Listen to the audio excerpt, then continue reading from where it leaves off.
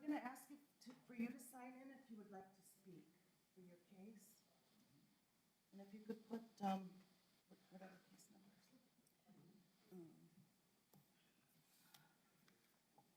And what case number it is. Which case are you here for?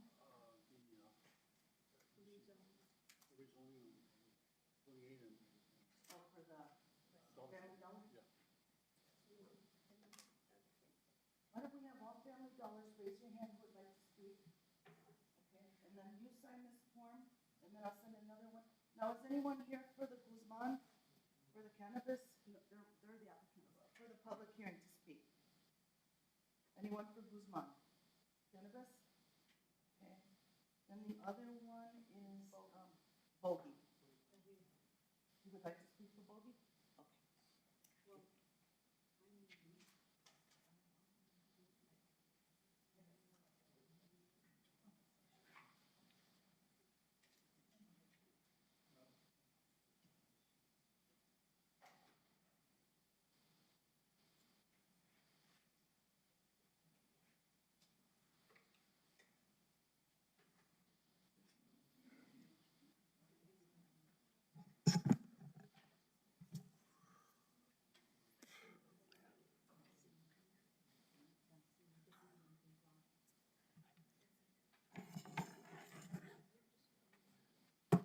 You ready?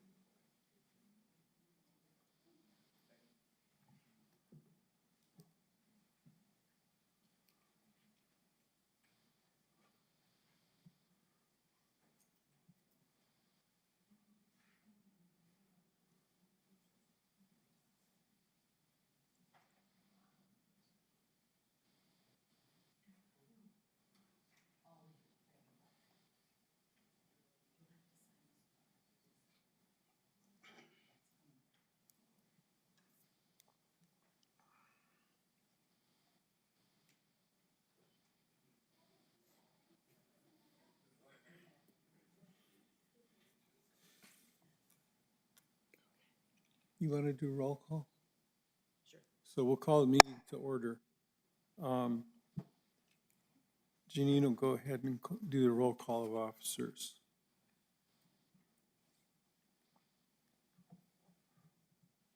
Commissioner Lear, Here. Commissioner Montañez, Here. Commissioner Jimenez, Here.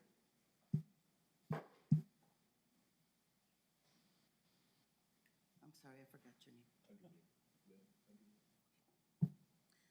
Commissioner Underwood? Here. Commissioner Acosta? Absent. Commissioner Castañeda? Absent.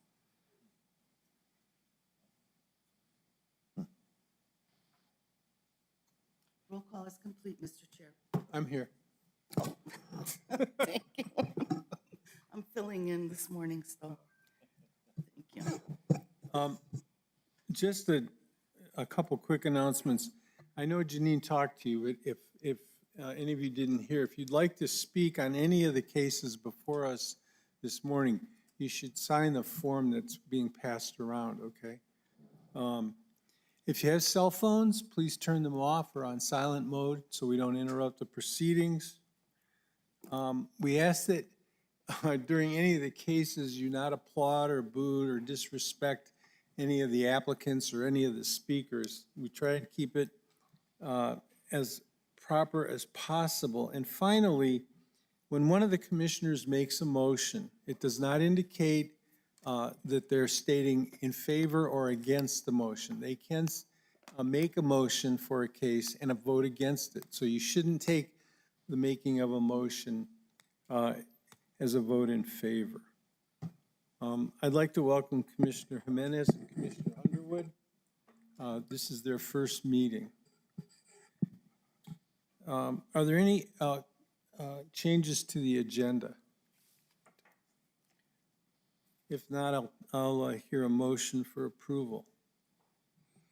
Mr. Chair, I'll make a motion that we approve the agenda as presented. Can I get a second, please? Second. All those in favor signify by saying aye.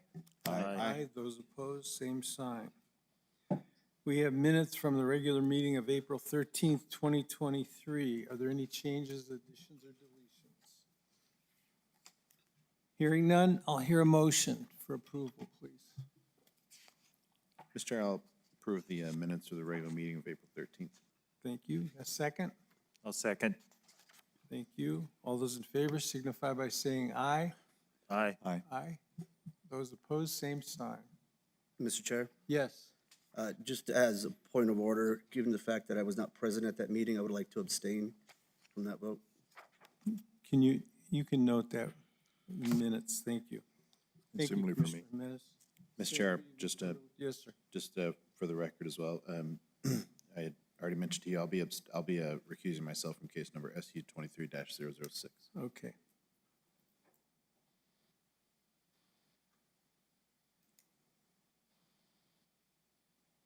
Okay, thank you, Steve. So we have old business, case number SU 23-002.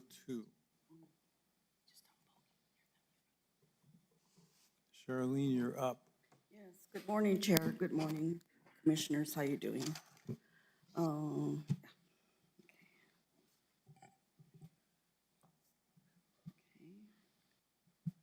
This is, we're rehearing SU 23-002. It was tabled at the April meeting. The owner applicant is Urana, I can't pronounce that, Guzman, and Jorge Guzman is the applicant. Pending addresses are 8911 and 8913 Corona Road. The zoning is a D1 low-density residential zone, and it's a special use permit to operate a cannabis producer establishment for the cultivation of cannabis.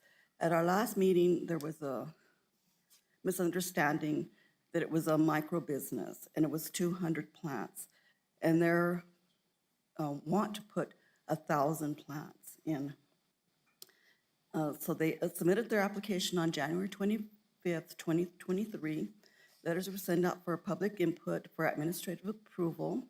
We got emails in opposition, which triggered a public hearing. At the April 13th meeting, Planning and Zoning tabled the case to hear May 11th. So I already went over that stuff. This is location map. A land use aerial. The description of the property is two 1-acre lots located within a D1 zone. The property is vacant. The property does not have infrastructure. The owner agent will install a septic tank to accommodate the use, and water will be provided by Moongate Water. The property owner obtained approval of a claim of exemption on March 11th, 2019 to create 1-acre parcels and 1.73-acre parcel. The property was acquired by the current owner on December 7th, 2018. Access is from Corona Road, a county paved 50-foot right-of-way. It's a close-up of the property. That's the zoning map. On the 25th, the applicant submitted an application to operate a cannabis, well, I went over that already. The cannabis license cultivation is for 1,000 plants. The applicant is proposing to cultivate cannabis plants in a 5-hoop house greenhouse. One greenhouse will be used for drying, curing, trimming. Another greenhouse will be used for packaging of product. The plants will be planted in soil and will be watered through a drip system. Water will be provided by Moongate Water. A septic tank will be installed. Operating hours will be Monday through Sunday, 8 to 6. There will be 5 employees or more or less at any one time, including the owner. Transportation and shipping of cannabis products shall be by a cannabis courier state licensed operator and shall be limited to the hours of 8 to 6, 7 days a week. This is the site plan. Another close-up of the site plan. 24 letters of re-notification were mailed to the area properties on April 14th for a special use permit for a cannabis producer on the property.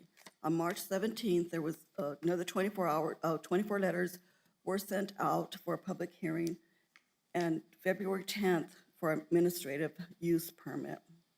Notices was posted in the Las Cruces Sun-News re-advertising on April 16th. Notice was previously posted on March 19th and February 12th. Signs were posted on the prime property in a timely manner. Written opposition was received from neighboring property owners, which triggered a public hearing. We have not received more public opposition, just from the initial letter that was sent out in February. The emails of opposition state the property value is decreasing below the current market value, air quality due to odor of the marijuana growing to the business, excessive traffic on Corona Road, unscrupulous people coming to the area. The whole area is for families. We are poor families. We matter just as much as people in Talavera, Sonoma Ranch, or Picacho Hills. This is a residential neighborhood with children around, concerned about crime and security in the area, concerned about water usage and price increasing, does not agree with cannabis growth. And I've read to you about Tio Guerrero. These are the re-notification signs on the property. And these are the prior notification signs. This is the area of notification. And this is the subject parcel north, facing north, east, west, and south. This is the cannabis establishment was signed into law with the state, and these are the rules that were established then. And this is the glossary defining cannabis courier, cannabis cultivation, and cannabis producer. Wait, back up. Give people time to read that. Let's just give people time to read that. Okay. Cannabis courier, a licensed person that transports cannabis products to qualified patients, primary caregivers, or reciprocal participants, or directly to consumers.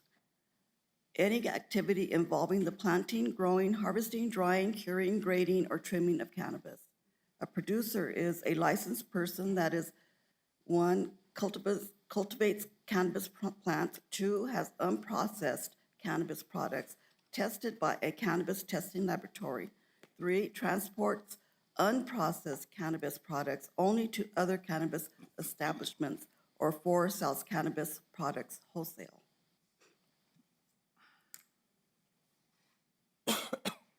This is the decisional criteria. Potential traffic is minimal. There will be 5 people employed on the site at any one time, including the owner. There will also be a designated exit gate to keep traffic organized in and out of the premise. The Cannabis Regulation Act includes a social and economic equity mandate. Moongate Water will provide the water services for the cannabis producer. Existing infrastructure is not in place to support the proposed use. There has been no evidence submitted that there are endangered or rare species of animal and plant life in the area. Impact to surrounding neighbors. The property will have to meet all security measures as required by the Cannabis Control Division, including security, alarm system, digital video surveillance, commercial grade locks, limited access areas, lighting and fencing required for outdoor areas or greenhouses. If approved, there will be conditions placed on the use such as a 12-foot landscaping buffer and a solid fence line, and I already said that. Implementation of best practices. Applicant will implement best management and practices that are identified, noted, and included in the reviews and conditions required for the SUP. The applicant states that implementing BMP will always be prioritized in the project for the future of the growing community. Smart water usage and responsible waste management will be two of the main practices they will be able to contribute on. Staff findings: the property is outside of any incorporated municipal zoning authority and is within Doñana County. An administrative authority and duties of the Planning Commission may receive, hear, and make final determination to approve with conditions or approve or deny applications for variances and special use permits as prescribed by the subject of the procedures in the established UDC. Public notice requirements have been met as prescribed. Pursuant to decisional criteria, the SUP is consistent with the health, safety, and general welfare of the residents of the county per the intent of the UDC. Land use classification matrix, cannabis microbusiness, cannabis producer, and cannabis retail require a special use permit in a D1 zone. Staff findings: the cannabis establishment is not located within 300 feet of a school, K-9, or daycare center. The Cannabis Regulation Act includes a social and economic equity mandate. The zoning administrator, planning and zoning commission, or board of BOCC may apply conditions to the special use permit in order to protect public health, safety, and welfare. Staff recommendations: based on the findings of fact, staff analysis, and agency comments, staff recommends conditional approval of case number SU 23002 to operate a cannabis producer establishment for the cultivation of cannabis with the following conditions. All new construction proposed to be used for the cannabis establishment will be required to meet all applicable construction, fire, and life safety codes.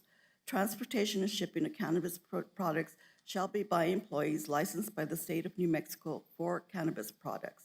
Hours of operation will be 8 to 6, 7 days a week. A 12-foot landscape buffer shall be located outside the fenced area according to Section 350-207 of the UDC landscaping buffer and fencing. A fence shall consist of a 6-foot solid wall that provides visual obstruction for the neighborhood. Required setbacks between lot lines, utility, and roads easements must be met. No clients or retail sales are allowed on the property. That's my case. So let's hear from the applicant. Are there any questions of staff? Yeah, Mr. Chair, could you go back to the slide on the state requirements?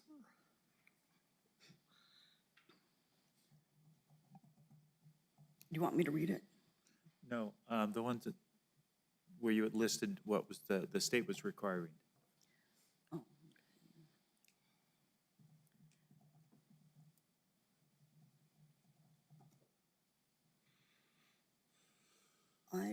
I think that was it. Just the request. Right there. Huh, right there? Oh, okay. The state of New Mexico allows up to 30,000 cannabis plants for a cannabis producer. My question is does the state require any kind of air filtration system? Yes, they do. Okay, yes. is that noted in this? No, it isn't noted in it, but it is required. They have to have filtration systems. Even on a hoop greenhouse system? No, I don't know what they have for that. Do you know? Mr. Chair.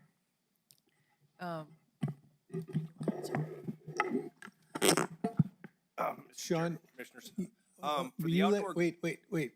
We need to have Janine swear you in. Oh, Janine, Okay, I'm sorry. that's all right, sir. Please state your name and address for the record. Sean Vick, 845 North Motel Boulevard.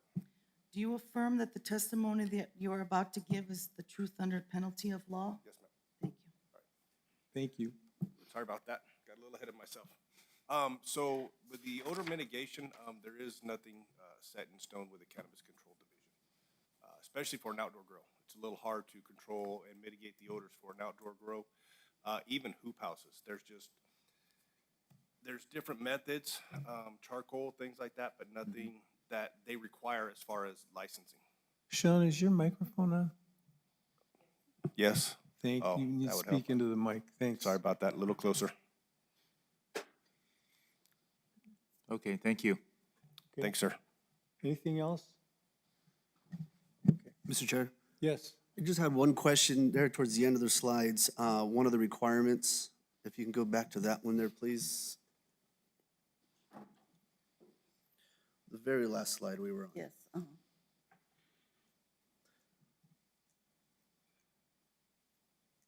Do we have a definition for clients?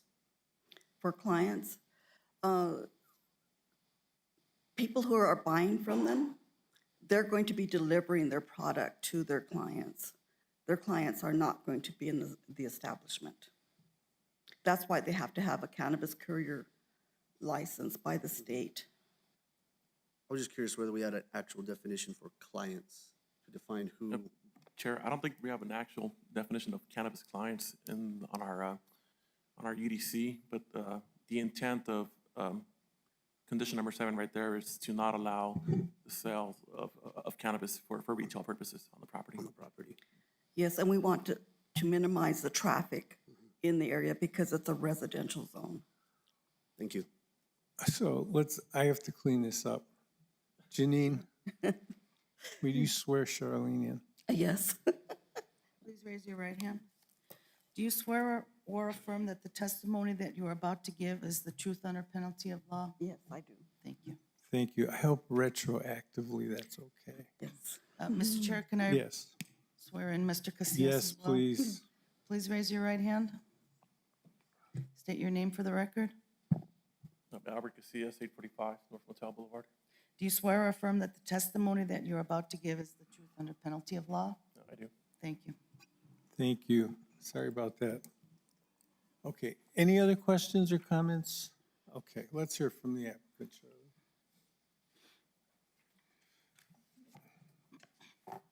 So first things first, let's swear you in.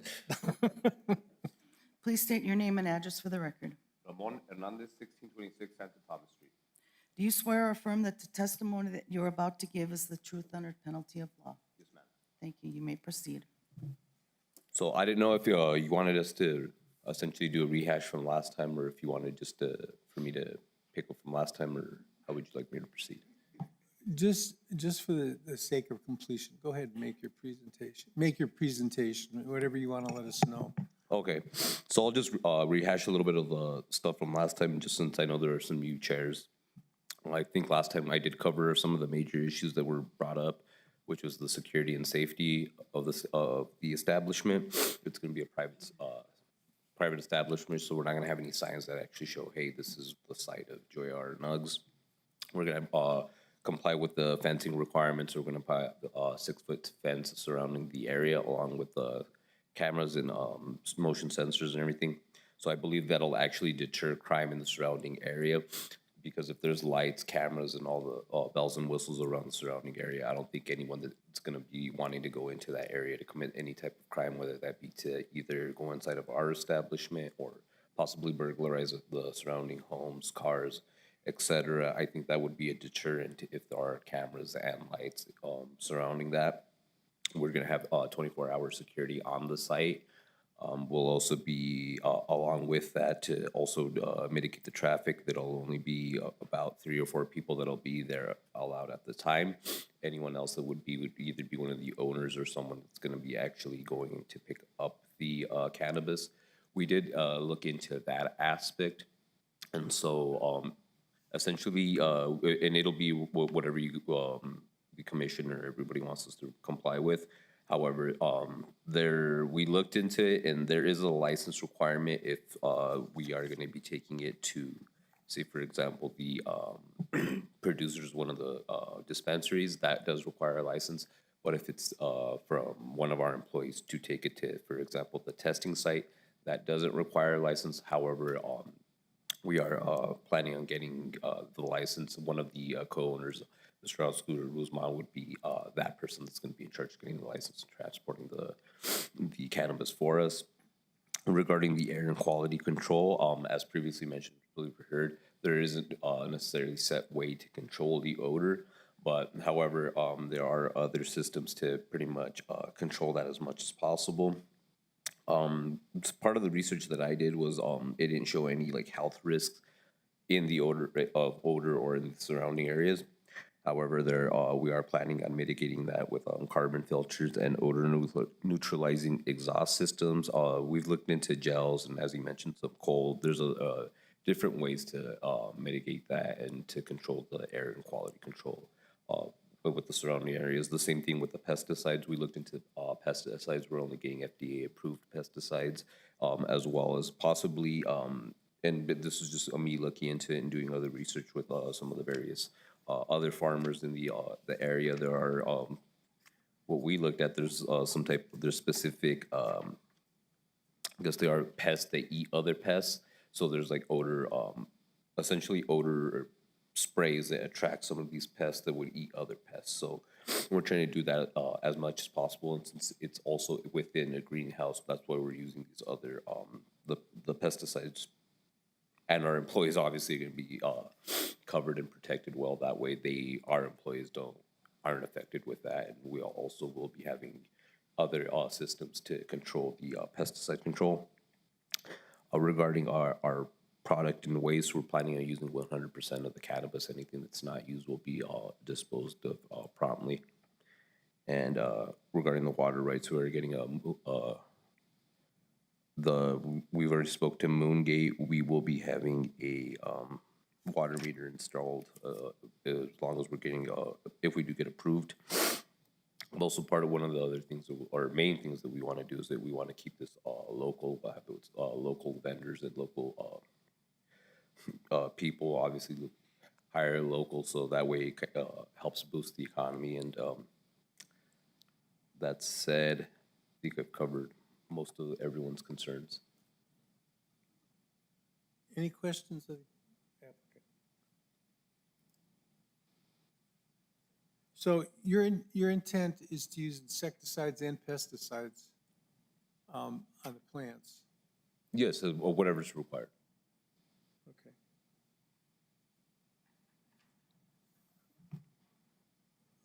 Okay, thank you. Thank you. Janine, do we have anyone signed up to speak? No, Mr. Chair. Okay. Sean, let me ask you a quick question. Because they're putting these hoop houses on the site, the five hoop houses, do they have to do any ponding on site? When they submit the plans, based on the hoop houses, there could possibly be ponding required, based on the site grading and drainage, as well. But you're gonna have to contain any of the impervious roof area that comes in the shed water calculating in a ponding area, yes. Okay, so that the site plan that they submitted didn't show any. No, and that will typically be done, their plans will have to be signed and sealed, possibly if they require grading and drainage, flood calculations based on the appropriate, because I believe there were 5 hoop houses for this one. I do so many, so I apologize. Each one of those, distance between it, it'll be reviewed, building services, fire services as well. So if the SUP is approved, okay, by you guys and goes forward, then they'll have to come in and submit for a pre-application meeting, which will be with all the departments to discuss all of the requirements moving forward. Okay, thank you. Yes, sir.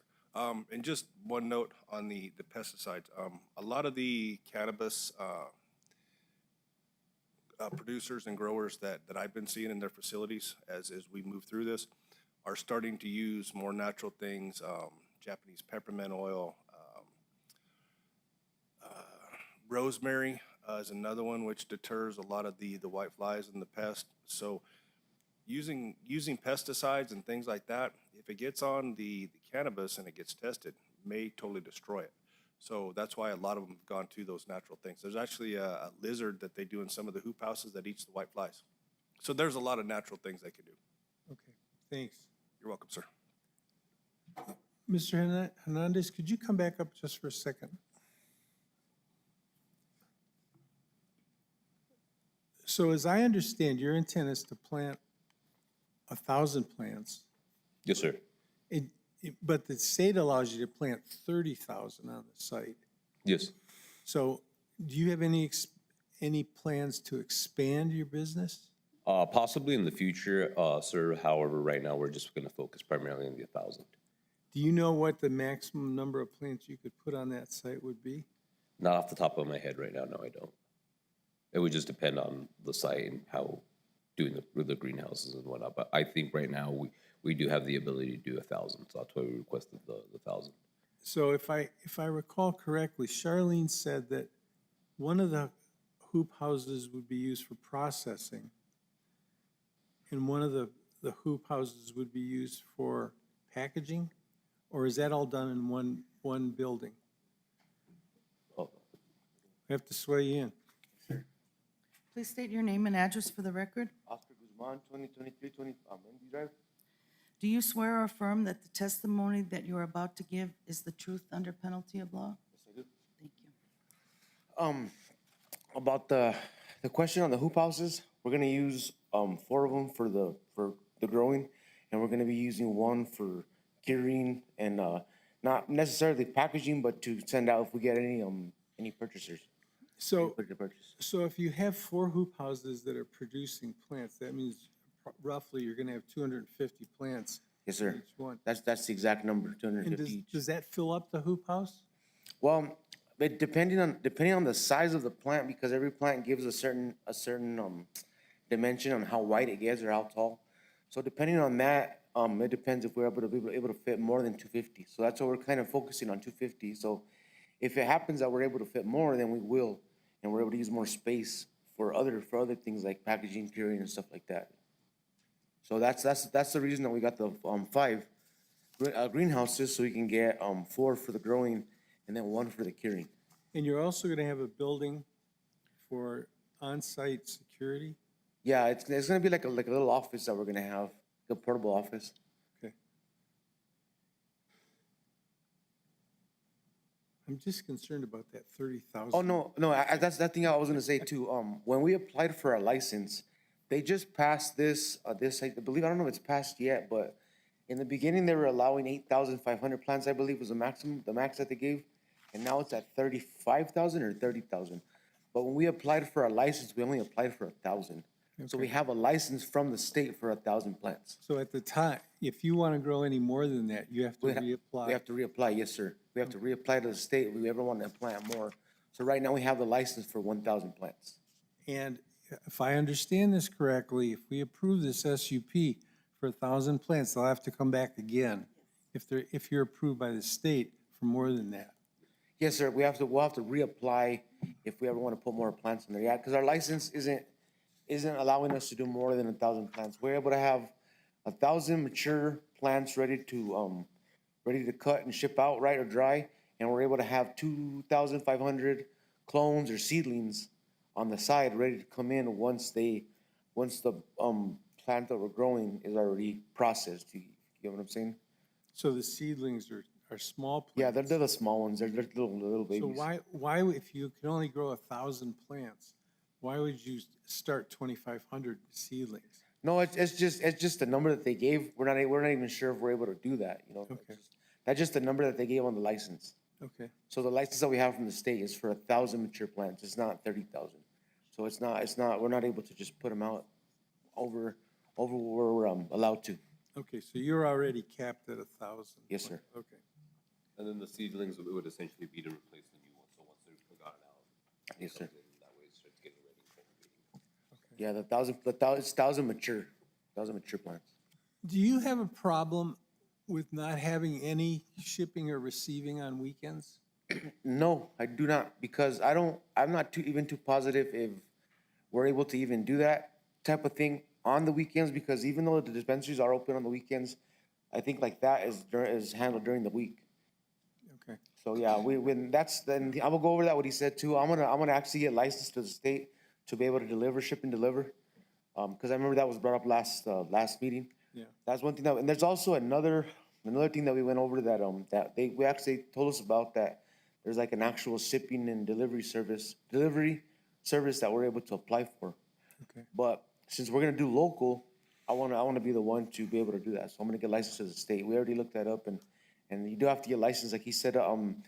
We're able to take from one person to another, for instance, from our grow to the testing site without the license. But if we want to deliver to a dispensary, we have to get that license from the state to be able to.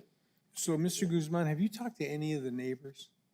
And no, sir, we haven't talked to any, well, there's a neighbor in the back of the property, and he was all for it. He was even giving us some, how could I, it was offering, his services. I think he has a construction business back that he owns. So he was also offering his services. But yeah, none of the neighbors that we know from there have told us anything bad about what's going on. So, Okay, thank you. thank you, sir. Any other questions or comments? No? Okay. Albert, Mr. Chair, just one question for staff. Have we issued any SUPs for anything exceeding the 200 plant limit to date that haven't been through planning and zoning? There's been a few that were approved administratively. A lot of those are in the middle of pecan orchards, far away from any residential areas for micro businesses. But there's also been producers for more than 250 plants. So we have had producer licenses or special use permits granted just through the Administratively, yeah, when the notification letters went out and signs got posted, there was no opposition. Thank you. So I'll entertain a motion. Yes. Mr. Chair, before we go to vote, I just think I should probably also disclose, one of my primary employers is a cannabis retailer, but it does not affect, and these are not competitors, it would not affect my decision-making in proceeding with a vote. Thank you. I have to have a motion.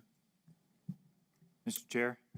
Yes. I'll make the motion to do a conditional approval of case SU 23-002 to operate a cannabis producing establishment for the cultivation of cannabis with the conditions as outlined by the staff. Is there a second? I second that. Thank you. I'm going to just add this one condition. Dan, if you'll accept this, no shipping or receiving on weekends. Yeah, could we change, do they have shipping on there as one of the, oh, there it is, okay. So you want to add that it would be during basically Monday through Friday? Yeah. Okay. Yeah. I'm okay with that. Janine, do you have that? I do, Mr. Chair, thank you. Is there any further discussion? Mr. Chair, just for clarification, Yep. we're looking at number 3 here, changing operating hours from 8 to 6, Monday through Friday, correct? Yes. I'm not opposing that they can go into the hoop houses and work. Right. I'm just saying they can't have any shipping or receiving on the weekends.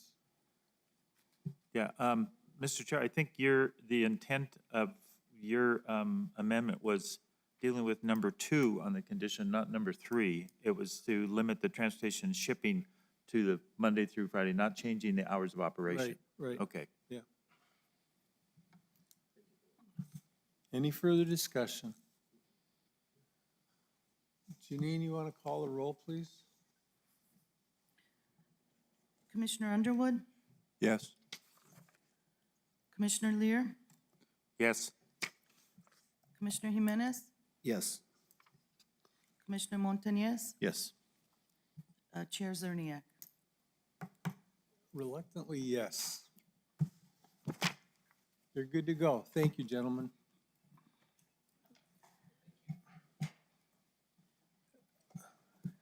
You okay to go to the next case?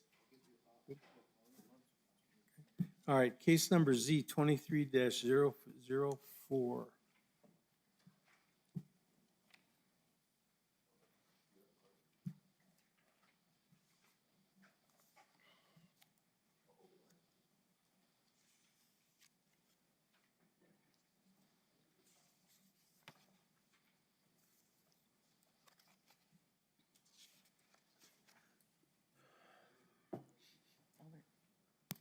Thank you, Will.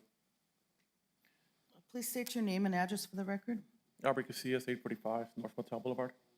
Do you swear or affirm that the testimony that you're about to give is the truth under penalty of law? I do. Thank you. Commissioners, before I start on this case, I want you guys to go to page 37 out of your packet, 37 and 38.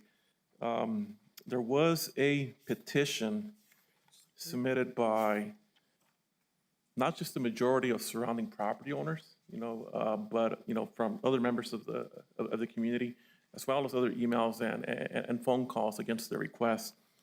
But that petition on page 37 and 38 of the entire packet, that basically has signatures from more than 20% of the surrounding property owners.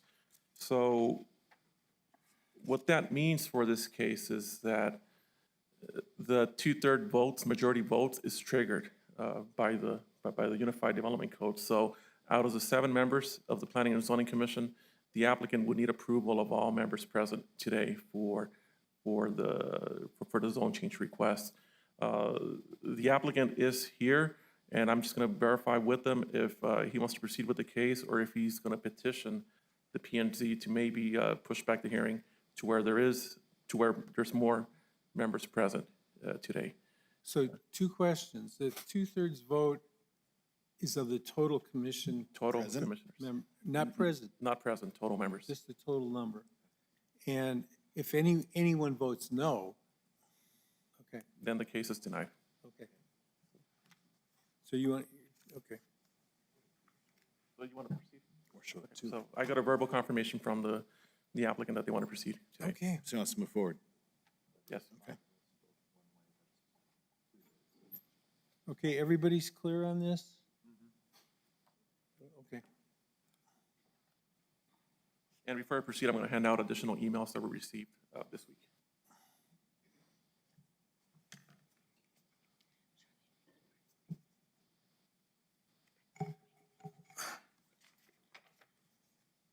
Thank you. That is a large font. Oh, excuse me. Albert, show me where that is in that packet, will you? Because I don't have 37 pages.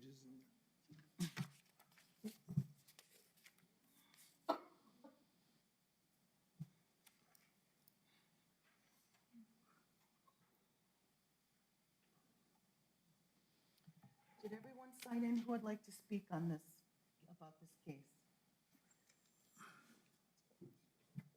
Okay. So it's actually, just for clarification, it's actually page 15 of 30 in our packet. For that case, yeah.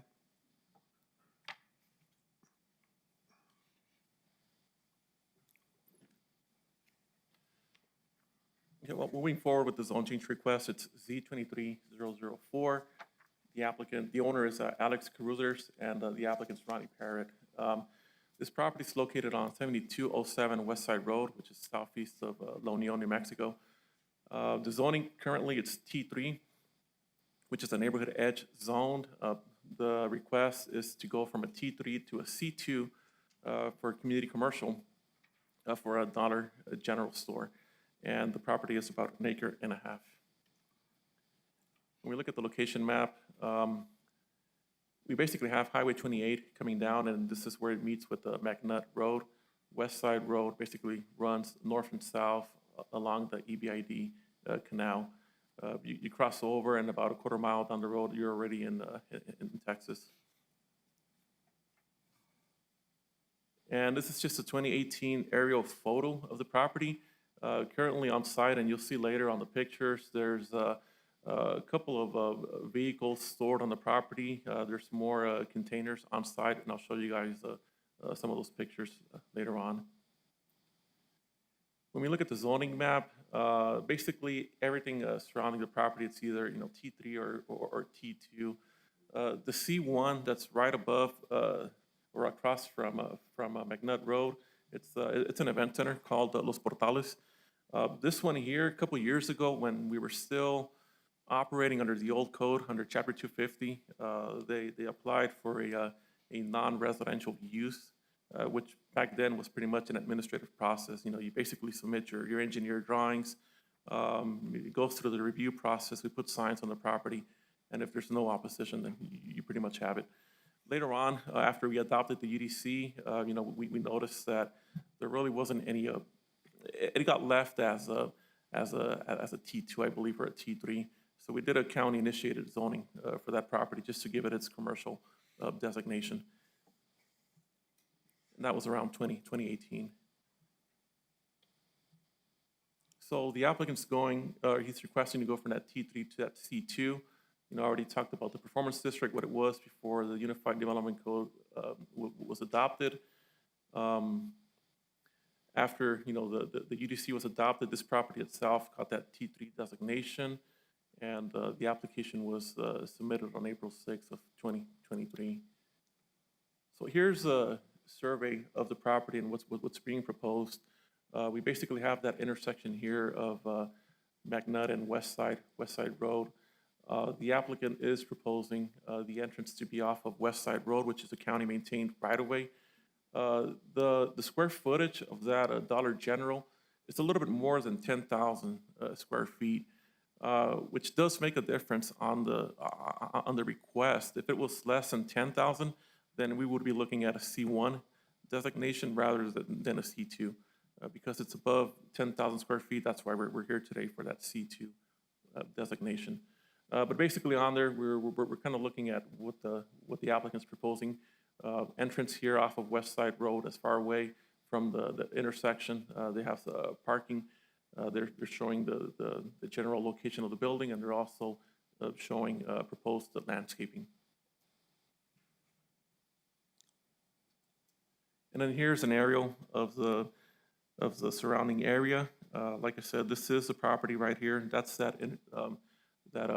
intersection where Highway 28 comes down and meets McNutt Road. And then the following pictures it's just you know what's on the side right now. You know, he's got some construction equipment there. There's some piles of dirt located closer to the McNutt side of the property. And then he's got some containers that he's storing on site right now. So Albert, what is this West Side Road that we're looking at? Right here, I'm standing on West Side Road, looking west onto the property. Okay. And pretty much the same location, but now I'm looking more, you know, a little bit northwest. The cars over here, that's the McNutt Road. And now I'm standing on West Side Road, looking north at the intersection of West Side and McNutt. That's the EBID ditch that runs right along West Side Road. And here I'm looking south on West Side Road as well. Now I'm standing on the northeast corner of the property, looking west onto McNutt Road, and then this is where Highway 28 and McNutt meet. Now I'm looking back also from that northern property line on McNutt, looking back at that intersection there of McNutt and West Side Road. And that's just another view of that intersection. This is that property immediately north of the subject parcel. This is that event center, Los Portales. And then this is the property immediately south of the subject parcel. That's not part of that. When we look at the requirements for zone changes, we got to look at the general notice requirements, section 203 and 203D, decisional criteria for zone changes. When we did the letters, 17 letters of notification were mailed out. Legal ads were placed on the property. Signs were posted on the property in a timely manner, and the agenda was posted on the county website. And like I stated at the beginning, you know, when the letters went out, we did receive a petition. And then it's under this section right here, 350-203C3, that talks about, you know, if we get more than 20% of the lots and of land included in the area proposed to be changed by a zoning regulation or within 100 feet, excluding public right-of-way, then, you know, that triggers that 2/3 vote from all members of the P&Z.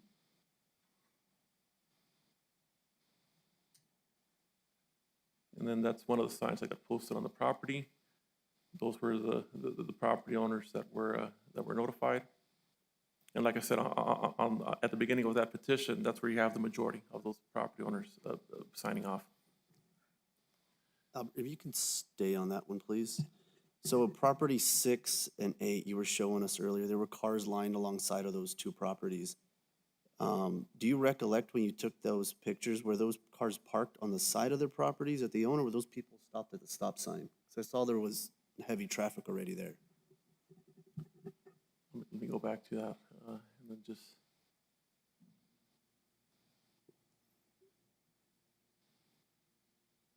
Couple more, you're right there. So here, those are vehicles that are traveling west on McNutt Road right there.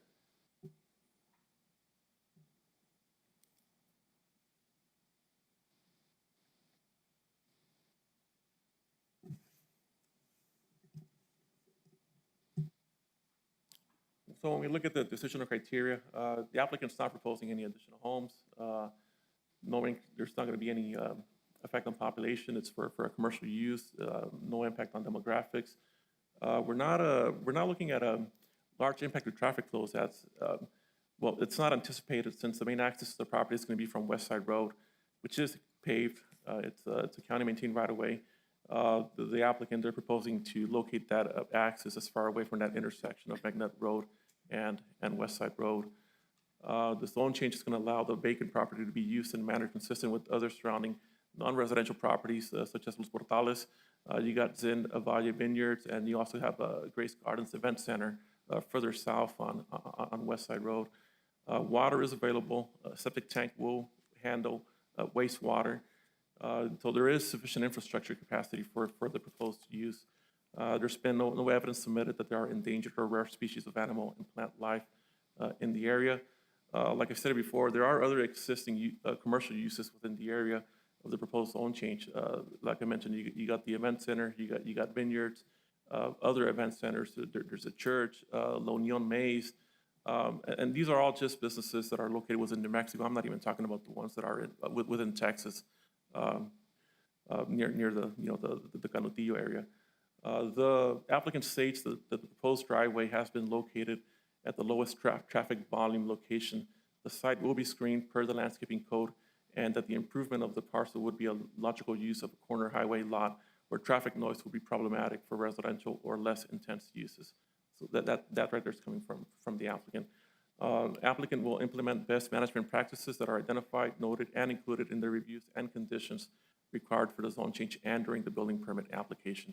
So staff does conclude that they meet this decisional criteria of the code. When it comes to the comp plan, we're outlining a couple goals that the zone change request meets. We're talking about goal G2.2, which talks about ensure regulations support the plan requirements of Doña Ana County. We're talking about supporting regional small-scale businesses, including ag. There's sections in there for economic opportunity that deal with keeping money from leaking outside of the county, plug the leaks in sales and services, and protect and enhance the county market for goods and services. Decisional criteria, when we talk about sufficient change of conditions, we believe that the zone change is appropriate. Like I mentioned before, we did do a county-initiated zone change for that event center. Dollar General has identified this area as a good growth location for customers who need more shopping options. They looked at traffic data as well. The annual average daily traffic along Highway 28 per New Mexico DOT increased from 2,426 in 2011 to 3,391 in 2021. And that was the latest published data. So, and also this zone change is not intended to cover and perfect a previous defective ordinance or to correct a mistake. We believe that the development is not going to be in disharmony with surrounding zoning. The size of the development is appropriate for the area, and there will be a benefit to the community by increasing the availability of commercial related services. And right now, I mean, I just threw this one in there, just to look at, kind of like what the entire area looks like. That right here is the subject parcel. So further down, right here we got the That's the event, the Los Portales Event Center. I'm not sure if you're able to see the Union Maze from here. But, you know, when we look at this, you know, the Texas border is probably about a quarter mile away from here. Along that road, there's already a gas station. And I believe that's the other event center right down here. So just further down the road.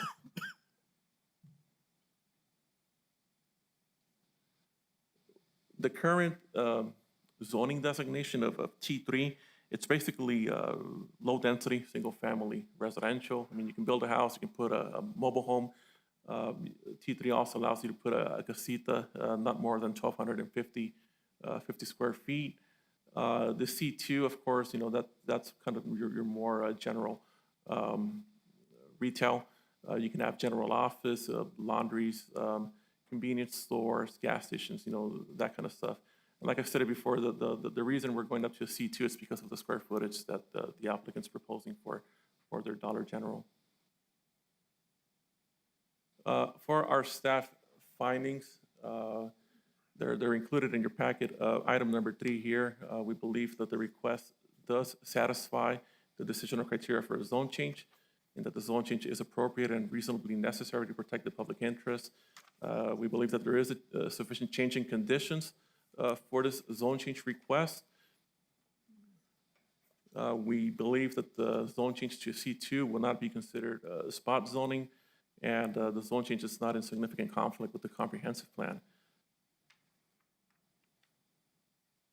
Based on the findings of fact, our analysis and agency comments, we are recommending conditional approval of C23004, going from a T3 to a C2 in order to allow a Dollar General store with the following conditions.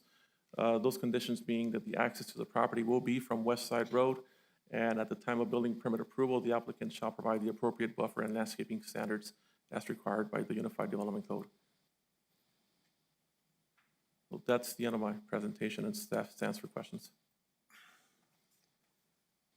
Questions of staff?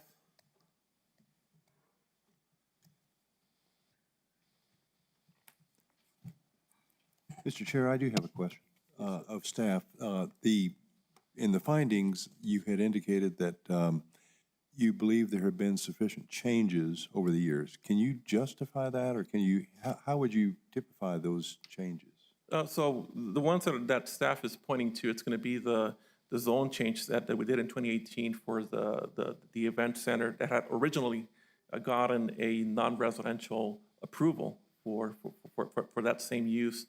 The other change of conditions is an increase in population by looking at the traffic data that's out there. So we know that there's been an increase in population as well. So that was my question on traffic data. What do you have? Do you have any summary of the traffic increase or the flow? So if you look at the slide right here towards the end, per New Mexico DOT, 2011, you know, that's what they're showing. And the applicant's here as well. He can probably expand a little bit more on that. Thank you for that. I missed that. Any other questions? Let's hear from the applicant.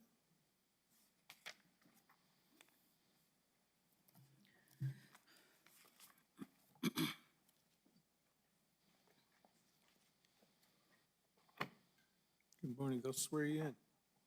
Please state your name and address for the record. Wade, W-A-D-E, Jackson, 6100 Uptown Boulevard, Suite 400, Albuquerque. Please raise your right hand.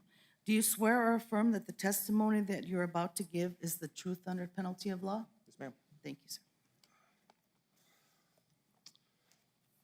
Thank you, Mr. Chairman, members of the commission. Appreciate the opportunity to be here. I represent the applicant. Mr. Casillas went through the decisional criteria in section 203D in detail. Those are listed on page 4 of 30 for this project. I just wanted to address a couple of those individually. 7 of the 10 of them indicate that the zone change is not going to have any impact at all. I wanted to address the others quickly. First of all, the zone change will be consistent with the other commercial uses in the area. That's listed under paragraph I, there are a number of small community commercial uses already in the area, and this proposed use is that sort of community commercial, the C2 zoning. The second is the commercial activity. As staff indicated, it is actually a positive factor. It's a way to achieve the goals of the comp plan to stop the leakage of gross receipts tax revenue, sales going not just out of the county, but in this case, it's worse than that. As Mr. Casillas indicated, the location is about a quarter mile from the state line. If you saw the overhead satellite view, or if you take a look at Google Maps, almost all of the commercial activity is on the other side of the border. And so those dollars are not just leaking out of the county, they're not going to maintain those state roads. There are certainly people coming this direction to visit the sort of establishment that you addressed in the last project, but for almost anything else, they're going the other direction, and that's because they have to. And finally, with regard to the traffic, first of all, as Mr. Casillas indicated, there's not going to be a large traffic impact as indicated.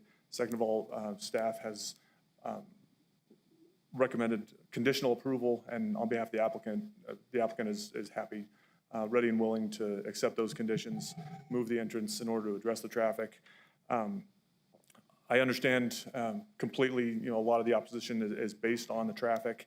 I'll point out one of the letters in opposition indicated both concerns about the traffic and also the fact that there's another Dollar General store just, I think it was 2 or 3 miles away.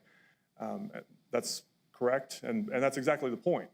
This is community commercial zoning for exactly this type of establishment, and the applicant views those 3,400 cars a day already going through the intersection as the customers is trying to target. It's not trying to draw people from other neighborhoods through this neighborhood, past people's homes. It's trying to, I'd like to suggest it may actually reduce traffic because these people are shopping at that store rather than going to another one. I don't have anything to back that up, but I will say that the applicant views the people that are driving by already today as the target audience, so to speak. And just one last thing, with regard to the change conditions, not only is it the traffic, the growth in population, but I would also point out that the property is not being used, and to be clear, I represent the developer of the store that will acquire the property from the current owner if the zone change is approved, not the current owner. But I would point out that the property is not being used consistent with T3 zoning right now. You saw the photos. That is not neighborhood edge. That is not agricultural. It's being used essentially as a storage yard, freezers, refrigerators, trucks and trailers. There are, if you get into those pictures a little bit, piles of gravel, scrap concrete, filled dirt, things like that. The applicant would like to put that to beneficial commercial use and add to the county's tax coffers. Be happy to address any questions or concerns, but would, again, the applicant's happy to accept the conditions and would encourage you to support the conditional approval. Thank you. Questions? Mr. Chair, just a couple of questions. What are the hours, typical hours of operation, or do they vary for every Dollar General? Mr. Chairman, Commissioner Montanez, they vary, not for every Dollar General, but they do vary and based on the community. And so I don't have the answer to that question, but it may be subject to demand in that neighborhood. If the traffic stops at 6 o'clock once people come through on their way home from work, there's obviously not a whole lot of reason to be paying wages and utilities at 9 o'clock. Is this would be for staff as well. What would our light ordinance say for that location? As far as what time of the night that their lighting would need to be shut off? I'll tell you why I'm asking this. Yeah, I'm not quite sure, but we just have to follow the Night Sky Act. I don't know if Sean has any. So it's just consistent with, okay. So this is just a personal situation. So about 3 years ago, I'm gonna blame you. You put a wonderful Dollar General right in my backyard. It's, and I'm really just blaming. I need somebody to blame, so it's gonna be, and at night, I do have a bit of a concern. I'm, you know, reading to my children, and right out the window is this wonderful neon light, you know, that I have to look at. But I think just an additional concern is those lights are pretty bright, and they go on very, very late into the evening.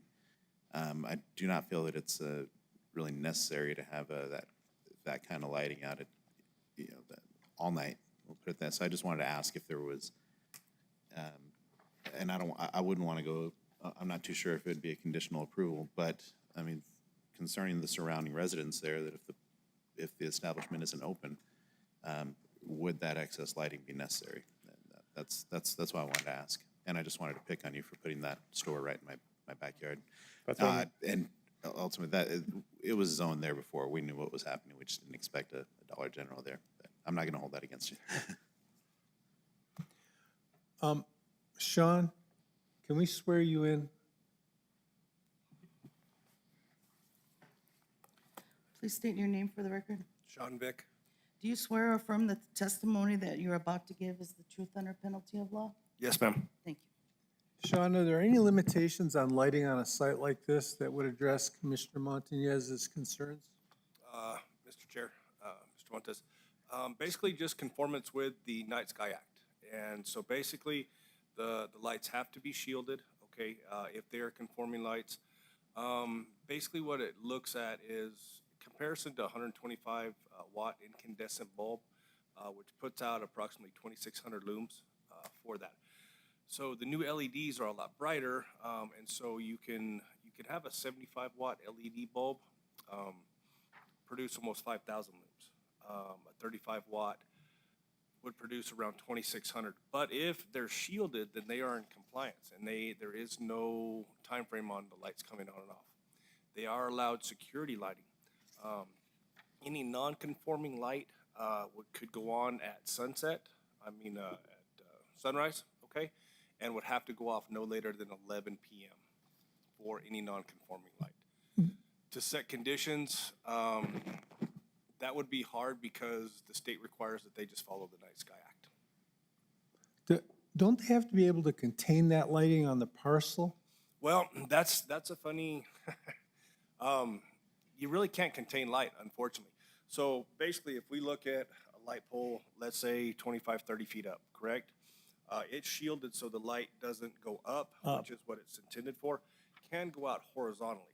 But the light itself is going to have an area of illumination that it's supposed to give you the 1 foot candle watt power on the ground or 11 lux based on the code requirements. Past that, you could look at the light and you would have a glare effect because you're going to be lower looking at the light and you may be outside of that area of illumination. Once you get past that, it's prevalent everywhere. You have light trespass, and there's really not a lot you can do with light trespass from farm lights, street lights, and things like that, based on how high the light is, the wattage, and things like that, sir. Okay, Hope that answered your question. yes. Very Okay, much. Sean. Thank you very much, Sean. You're welcome. Thank you. Any other questions for Mr. Jackson? Chair, and then just real quick, I just Googled the Dollar General, the one in Ganutillo. It's open from 8 to 10, Monday through Sunday, so 7 days a week. The one that's closer to, the one that's located on Upper Valley Road, which is closer to Pete Domenici, they're open from 8 to 11. Okay. Thank you, Mr. Jackson. Janine, how many people signed in for?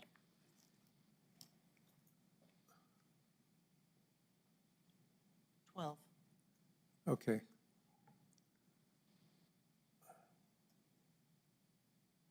Okay. Well,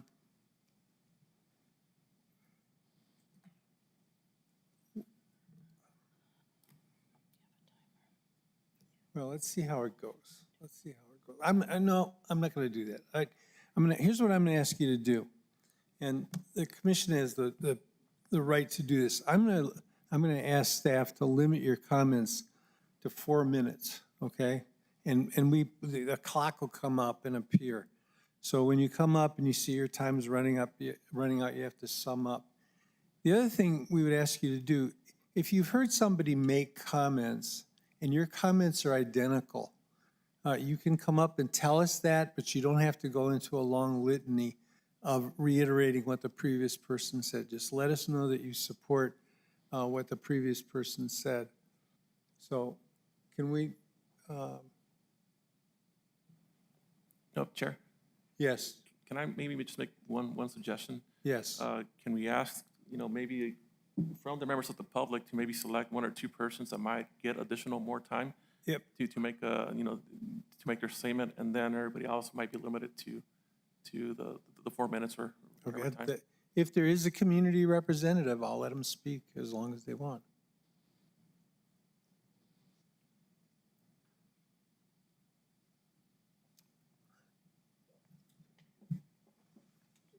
I'm looking at Oscar Del Valle. You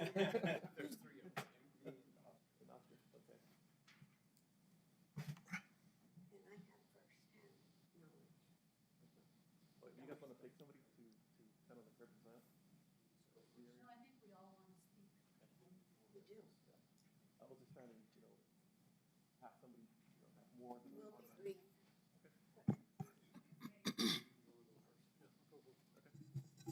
Y'all can paper, rock, scissors for who goes first. I'm just kidding.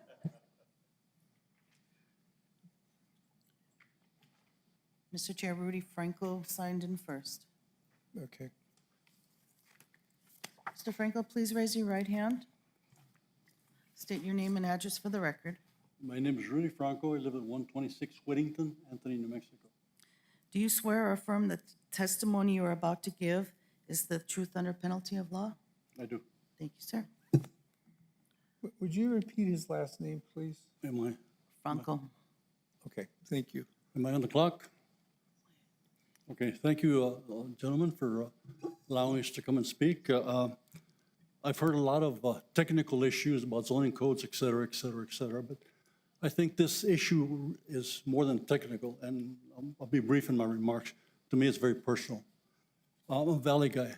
I was born and raised in the Valley, went to Gaston High in New Mexico State, and after that, I spent a 35-year career in law enforcement, going all the way from San Diego to San Juan, Puerto Rico. And my dream was always to come back to the Valley and live in a place where I grew up, a place called Bosque. That's still referred to as Bosque by the people there. A rural area with space around you and good neighbors.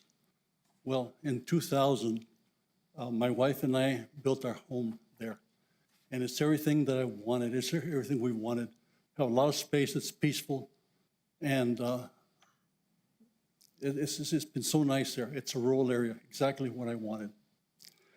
And I was surprised to learn that they want to put a dollar store in my backyard. There are 19 dollar stores between Anthony and Sunland Park, including 5 or 6 within 3 or 4 miles. But I think it's somewhat arrogant of Dollar General because there were over 100 signatures on a petition, and we articulated most of our points in the petition, I think, very well. But you see the 12 people here. We only had a day and a half notice for the hearing. If we would have had more time, we have gotten probably close to 50 to 75 people who are opposed to this proposal. First of all, we don't need a dollar store. Like I said, there's 19 between Anthony and Sunland Park. And the petition will articulate some more locations. I did a quick Google search, and I found that dollar-type stores are prohibited in some communities, and some communities are banning them because of the predatory business practices, among other things. So I'm asking you to do the right thing, not only look at the technical issues, but look at the personal issues that other people behind me will also articulate. And please vote no on this. Thank you. Thank you very much.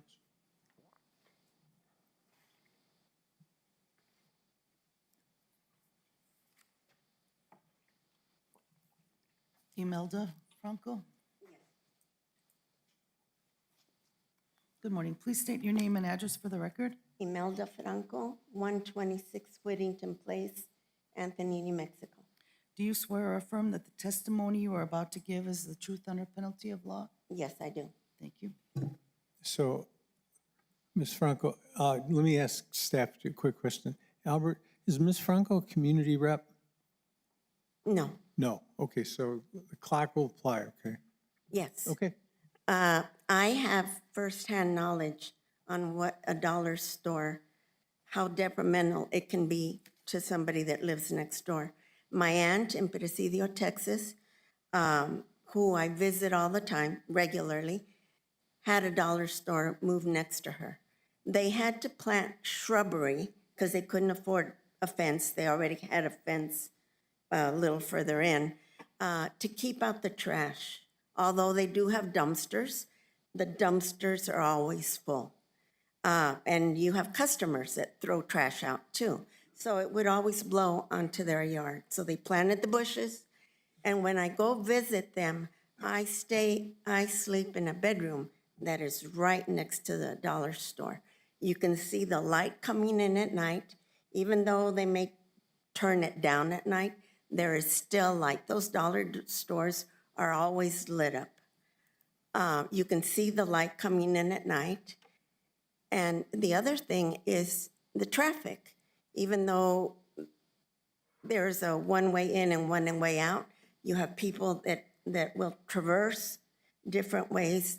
And at my aunt's house, they go through the alley. So it's a nuisance. It's always a nuisance. We don't need it. We don't want it.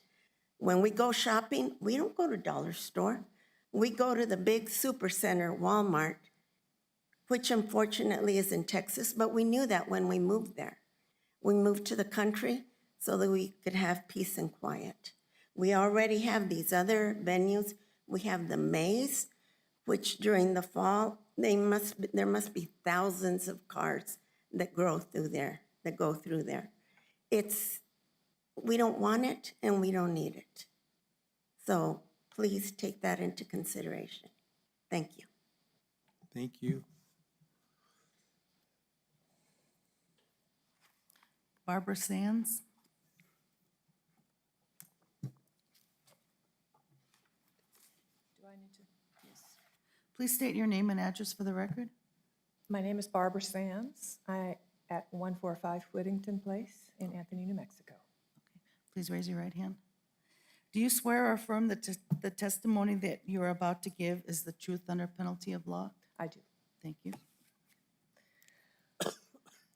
Well, I just want to say that unlike Rudy, I did not grow up here.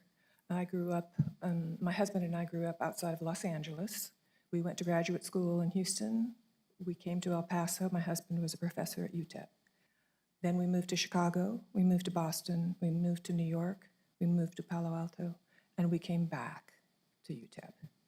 And once we found out that Southwest was going to be home, we started driving around in southern New Mexico, and we were stunned at how beautiful it was, and the fact that we could have some property. And 32 years ago, we bought our lot and our home on Whittington Place. Our children rode their bikes up on the irrigation ditch over to their little school, their elementary school, St. Luke's. We got involved with horses. We watched homes come in along with pecans, horses, gardens, lovely neighbors. It has been a dream come true. And when anybody asks me from UTEP or our friends down in El Paso, how do we get to your place, Barbara? I always say, go to the base of 28. That intersection is home. And what we're really talking about in my mind is Highway 28, this historical road, the Don Oñate Trail. You get on that road and you drive north and you are restored. You can go all the way up to Mesita, or Mesilla, I should say. So when my friends call me and say, how do I get to your place? I say, go to the base of 28. That triangle is where we are. That's home. And I'm trying to imagine when someone calls me and says, where are you guys? I'm going to say, go to the base of 28, look for the Dollar General, and turn right. it's not a match. You can see from the images, we are rural, we are so grateful for our space, it's peaceful, and I'm asking you to vote no on this, please. Thank you. Thank you. Susan Clark?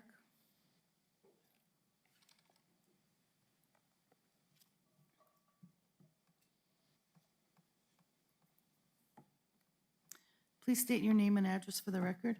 My name is Linda Susanna Clark.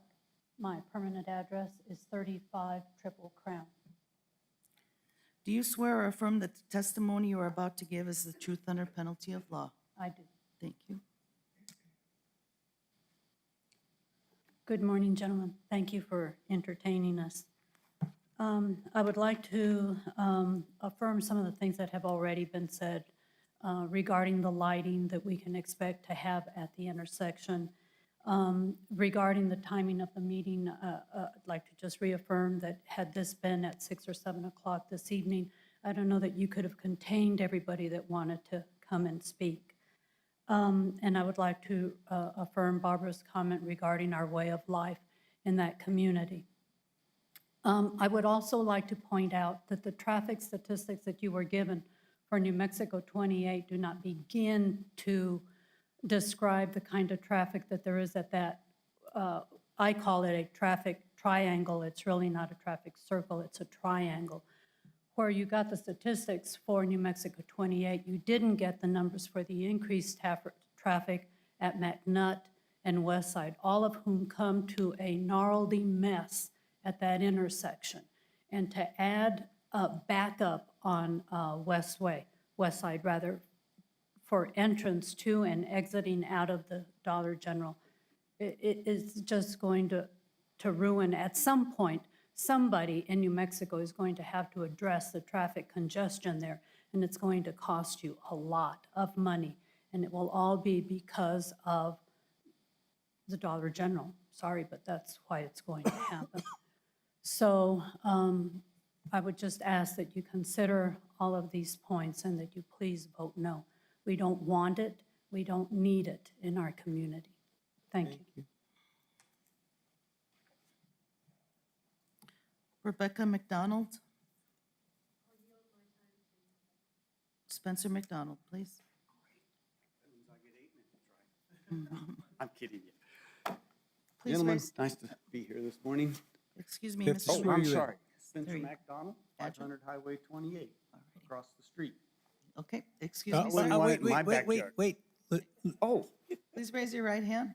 Do you swear or affirm that the testimony you're about to give is the truth under penalty of law? yes, ma'am, I do. Thank you, sir. You have the floor. Okay. I don't want it in my front yard. I'm in lot 7. You know, I want to affirm, nowhere did I say I didn't want anything. I understand Okay, that. That's thank you. my opinion. Okay, let's do a couple things that people haven't done. I had 40 acres at one time. It's now 6. I am directly north. And the map is wrong. It's not just the 2. There's a 3rd that comes around from McNutt to go towards Cruces, north. Okay? So that, and there's 3 stop signs, here and here and here. I've been there 40 years. I'd had 2 wrecks until 2020. Wreck, 2021, wreck, and 2022, wreck. Those 3 wrecks took out all my fence, so I had to keep repairing. That is gonna be a problem. And how an ambulance is gonna get through there, they drive all over the place hunting. Now, that's one, okay? It doesn't really fit, and some of what the proposed person said, Los Portales, I'm the guy that came and said, wait a minute, low lighting, close at 10, parking, you know, we did a number of things. Thank you very much. You had them put up a fence, you had them put in some really pretty landscaping. They are great neighbors. It is a wedding venue, not a party hall. 1. 2, when the corn maze happens, which is 2 miles up the road, I have to go out and make sure they don't park in my driveway. because they line up both sides of the street all the way down to Los Portales. So, you know, I realize that's certain months of the year. The point being is the traffic is a problem now. Both of them, did New Mexico DOT say anything about 28? Did the county say any more about West Side? I also go around and have a property on West Side. So I'm looking at it from both directions, and I can tell you right now, I can sit for 3 minutes sometimes before I can get out of my driveway. Hold on, wait just a second, and I'm going to give you time to talk. Sure. Albert, can we ask the AV guy to bring up the map of the intersection so we can, I want to let Mr. McDonald talk about this so that we can see what he's talking about. Okay. Will, can we get the PowerPoint back up?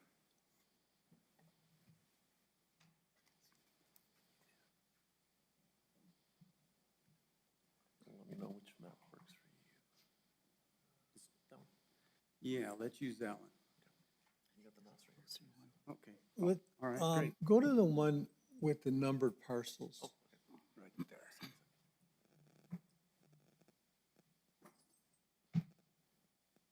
Okay, so which is your property, Mr. McDonald? Way up top, towards the top of the chart right there, going down 28 north. Right there. Oh, you want me to do it that way? Okay. That's my parcel. So I've got quite a setback. I'm not complaining. I want low lighting. I want a fence not on the other two properties, but on the Highway 28 side too, if we can. That's up to you. I also have one more question is Carruthers also owns parcel 2. That is this one right here. Are we going to be back up here next month? You might want to throw that in your thought process. I also would like you to note that I'm the guy that put in your spot zoning signatures, and we got all of the 12 residents. The state and federal and county did not. Of course, I didn't know who to go to see about signing. That's 3 additional. Mr. Carruthers owns the other 2 properties, so we got 100% of everybody else. We got 102 additional signatures radiating out from that property, and if I'd have had more than 2 weeks, I could have brought you 250. Nobody really wants this.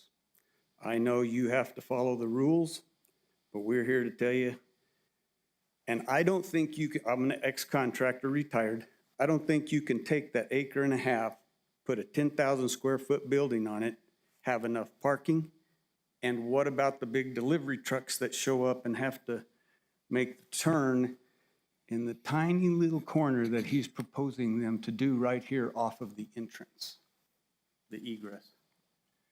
You know, that's just one point. What you're gonna do with water off of 10,000 square feet, I don't know. Zoning, you guys will have to figure that out under the construction codes. But I'm more interested in what's gonna happen, one, with this other piece right there, if you should approve this. I'm protesting and I hope you won't approve it. Thank you. Thank you. Paige Bartlett.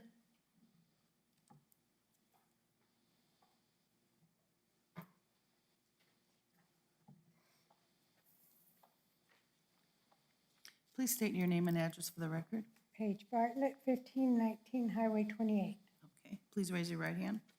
Do you swear or affirm that the testimony you are about to give is the truth under penalty of law? Yes, I do. Thank you. Grew up there my whole life. I live just 1.1 mile from the proposed site. I drive by this every day. I've seen traffic out there so bad when they're having the corn maze, or a lot of people on the weekends go bicycle riding. They do the wine tour all the way up to Omasea.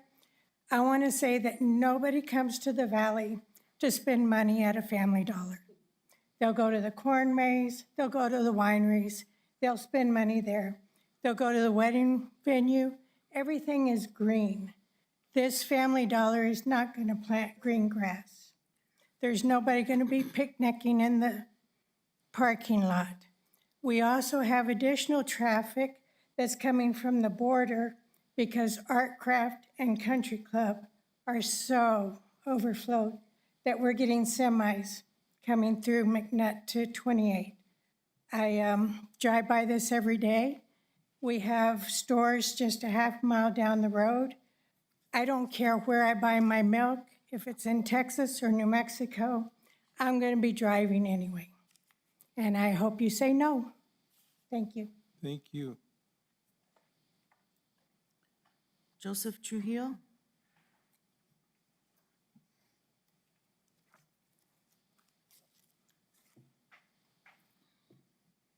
Please state your name and address for the record.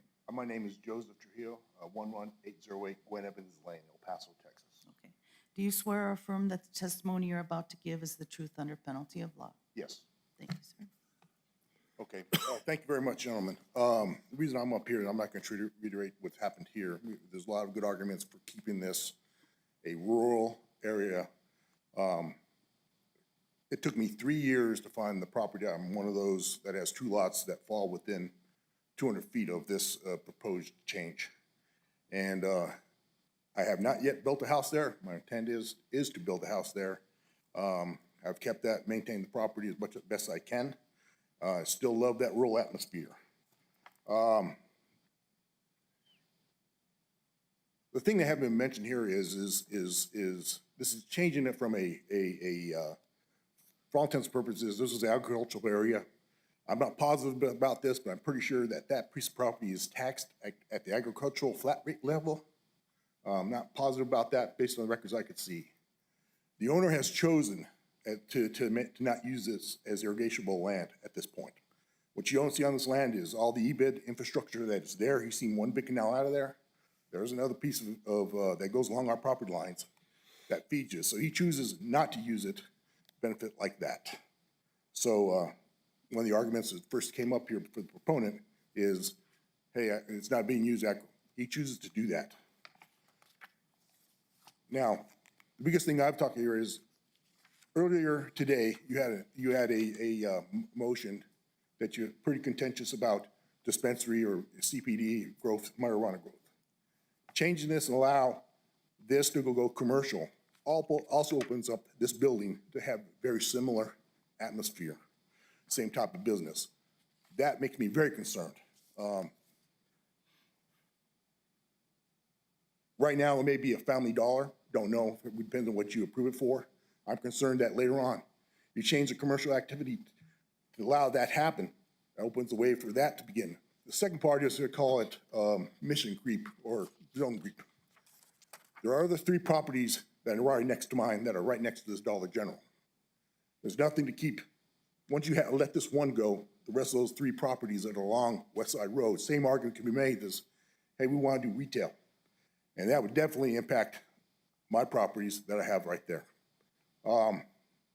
That's essentially all I want to make. Thank you for your time, gentlemen. Thank you. Betty Gonzalez? Mr. Gonzalez? Miss Betty? Or Miss, I apologize.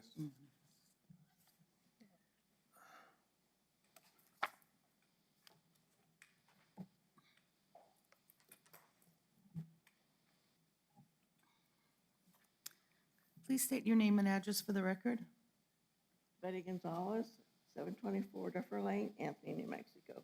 Can you raise your right hand? Okay. Do you swear or affirm that the testimony you're about to give is the truth under penalty of law? Thank you.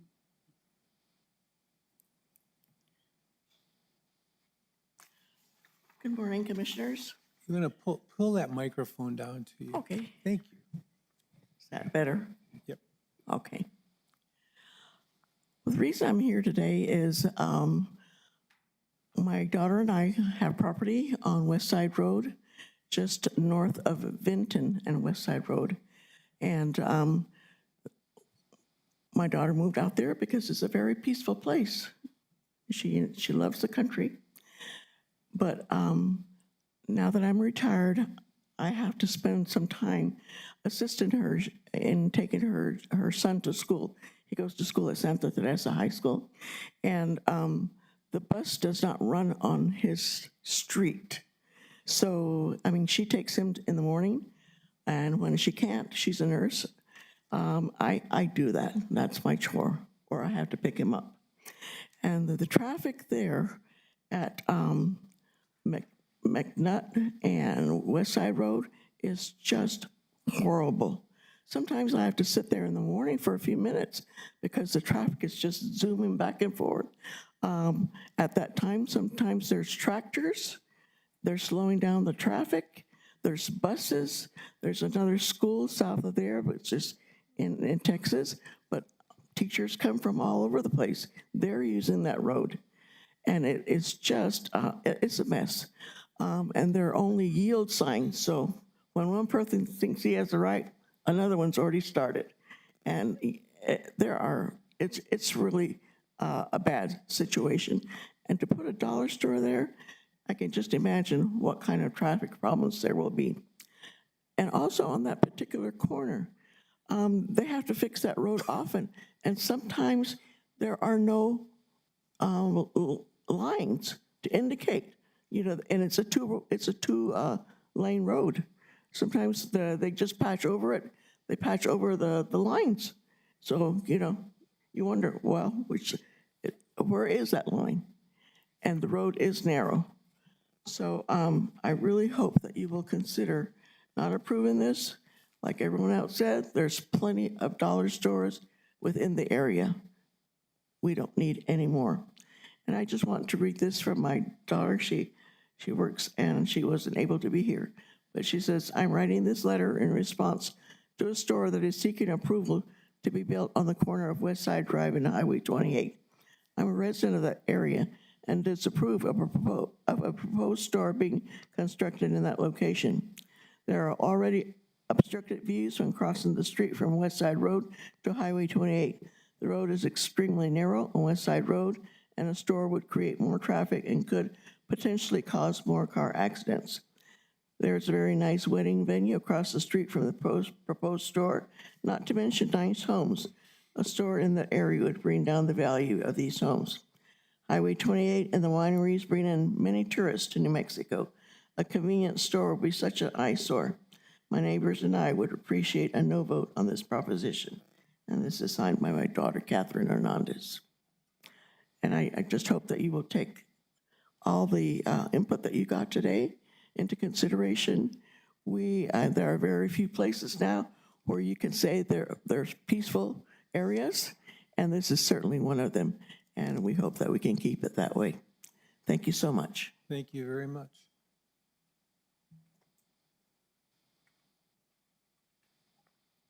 Tom Byrd.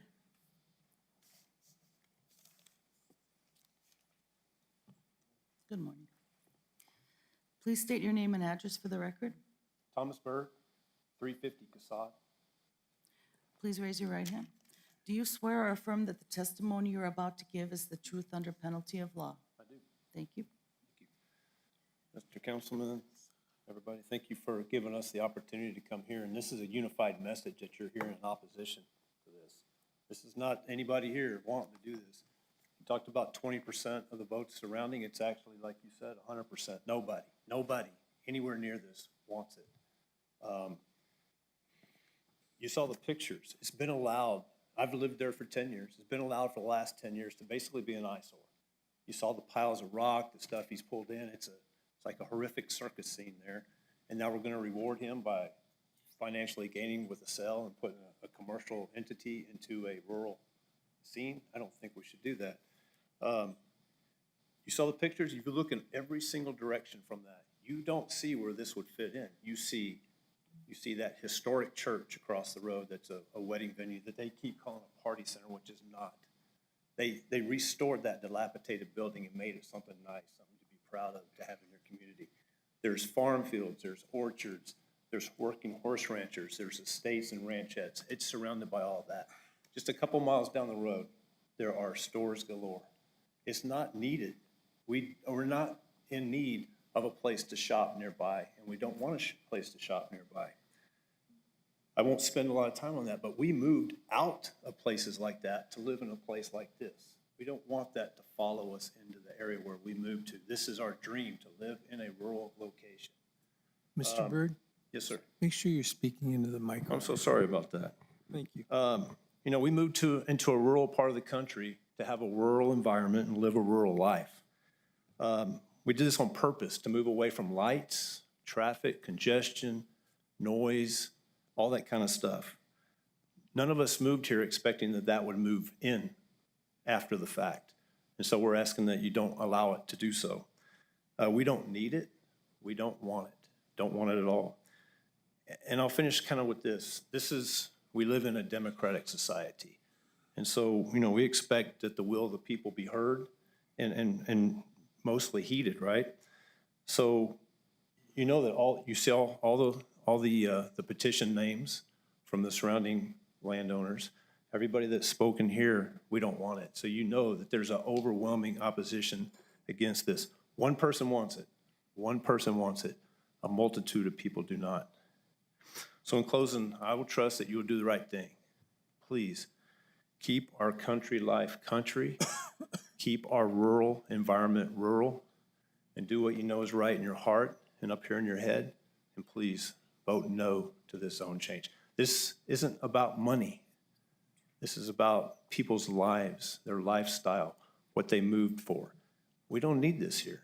And, people have talked about traffic, and that's an annoyance, sure. And I don't want more traffic. And they did mention the increase in the number of cars coming through and acted like, well, there's a lot of new people moving in.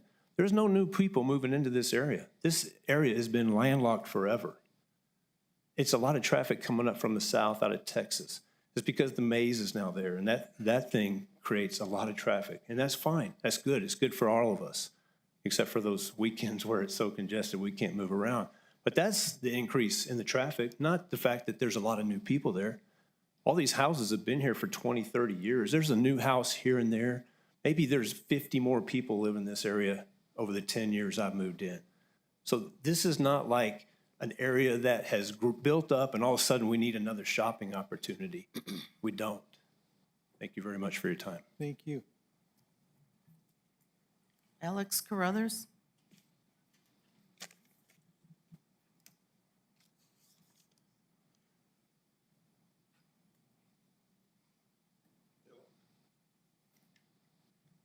Please state your name and address for the record. Alex Carruthers, 7080 McNutt.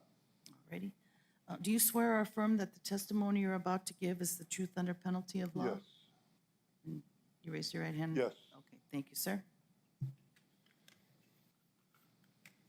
Well, everybody's opposed to this, mostly because of the traffic. But I don't think the store would be bringing a lot of traffic. I think it's not like a Walmart that people are going to drive a long way just to go to the store. It'd be mostly for people in the area, and there's not another store around there. There is in Cañotillo, which is a ways away. And like, for example, there's another place that just came up. It's a wrought iron shop. It's about 3,000 feet from this corner. And they have cars parked up and down the road, trucks, trash bin is sticking in the road because there's not enough room there. And nobody here complains about that. They don't have a business permit or nothing, and nobody's complained about that. So I don't see how they're complaining about the traffic. I think it's a benefit to the area. I've lived there for 30 years. Right next door, I just sold my house. And I think it would be a benefit. That's all. I hope you vote yes.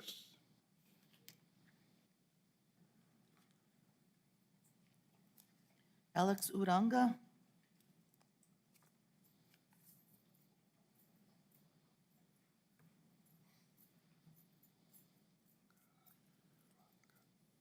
Good morning. Please state your name and address for the record. Alex Uranga, 5820 Bywood, Santa Teresa, New Mexico. Do you swear or affirm the testimony you're about to give is the truth under penalty of law? I do. Thank you. You may proceed. Good morning, Chairman, Commissioners. Thank you for the opportunity to be here. I just wanted to give some of my words about the Dollar General that is proposed in that area. I've actually been a lifelong resident of La Union. and have lived there for over 40 years. Of course, I've seen the difference in traffic and people moving in. Just there's been a lot of changes from 40 years ago, of course. A lot more people, a lot more venues, a lot more different things that are happening. They just also opened a dispensary maybe about 4 or 5 miles down from where we're talking about. It's a Green Matrix dispensary that opened, which is probably about maybe a mile from a elementary school. And that got approved. I don't know how that got approved, but you know, if somebody's supposed to be opposing something, I would say the dispensary would, in my eyes, would be a disapproval. But of course, everybody's got their own opinion. A lot of people here have, like they say, they've lived here for many years, and they've been in a peaceful situation. But at the same time, I've heard that there's a lot of traffic. Why? Because there's way more people now. There's way more need for a convenience store to be there. So Doña Ana County can, first of all, have the income, you know, from the taxes there, bring jobs to the community, and also have benefit for the people that don't have to go to Texas. If you go just down the street on Upper Valley Road, where Texas is at, you see a whole bunch of businesses everywhere. So Texas is booming. They're, you know, building businesses without any problems. I think that Doña Ana County would really benefit from a convenience store, you know, like Mr. Carruthers was mentioning. There's it's not a big Walmart or anything like that. It's just a convenience store. Anybody that's gonna be traveling through Highway 28, they can stop by, get their things, whether it's water, sodas, whatever, chips, to go down the historic highway, which everybody does, would bring a lot of gross receipts tax to the county. And I think it would be a big benefit to our community to have, to start seeing some change, because I know it's hard for people that have lived in the area to see change. Sometimes it's hard to say, well, nobody likes to see change, but I'm almost 100% sure that most of the people that are opposed to it, if it is approved by you all, will be stopping by at one point or the other to buy something from the Dollar General store. But I appreciate your time, and I hope you make the right decision. Thank you guys very much. Thank you. And Oscar Del Valle.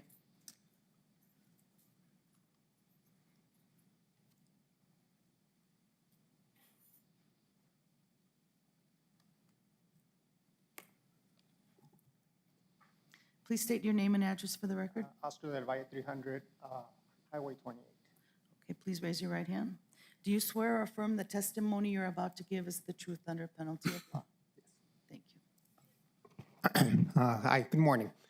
I'm here representing the wedding venue. I'm one of the partners at the wedding venue. I'm here talking as a business owner in that area. About almost 10 years ago, we bought a historic building. It's been there for almost 100 years. And of course, we were looking, like the Land of Enchantment says, something really historic on that historic Highway 28 road. And several of us got together. We got our life savings together, and we invested in that property. We restored it. And of course, we tried to be really friendly to our neighbors. Most of them were residential. We're the only property up there that's commercial. But of course, this concerns us. We don't want a big retail national chain next to a historic building that's been there for 100 years. I'm talking here as a business owner. So of course, we want progress. We want to bring the revenue back to New Mexico. That's always good, but not always at the cost of big retail stores next to, like I said, residential area, but also us as a business. We definitely want to keep it historic. And of course, a little bit north, we have other business owners like the Mace, like Sin Valley.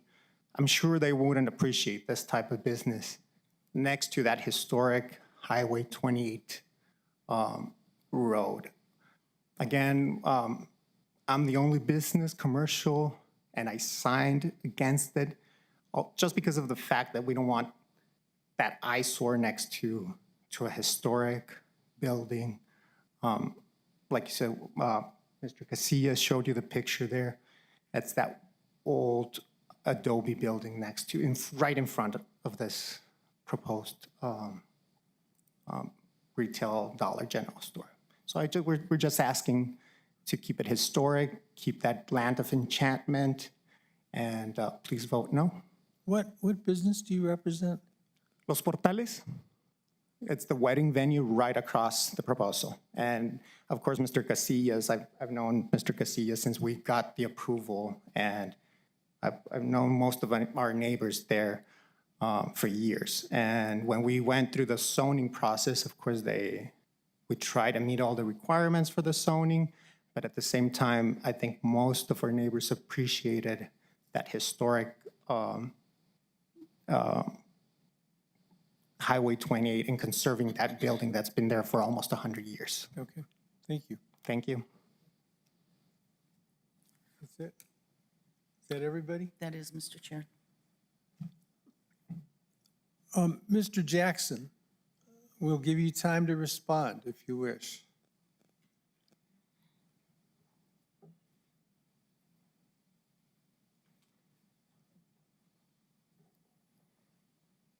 Thank you, Mr. Chairman. No, sir, I don't think I have anything to add that hasn't already been addressed. I understand where these folks are coming from completely. Thank you. Sean, did we put you under oath on this case? Yes, I think we did, didn't we? we did. Just a quick question. Yes, sir. Are there any violations on the property, or have there been any violations on the property that you're aware of? We had a zoning violation for some of the containers, and the owner of the property applied for a building permit. You really can't see it in the pictures, but he wanted to convert one of the Connex boxes, the intermodal shipping containers, to a residence, but that has never been issued. Okay, thank you. Yes, sir. Albert, isn't Highway 28 a scenic byway?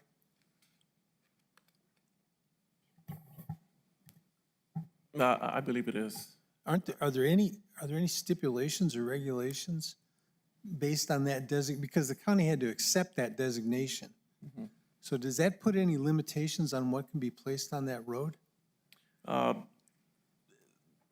There might be, but once again, I mean, it's near Highway 28. It's basically at the entrance, like many of the members pointed out. But the entrance is going to be off of West Side Road and McNutt, and it just happens that Highway 28 is just right, a little bit north of that intersection. So it's not on 28? It's not on Highway 28. No. Thank you. Okay. Anybody else have questions or comments? Yes, sir.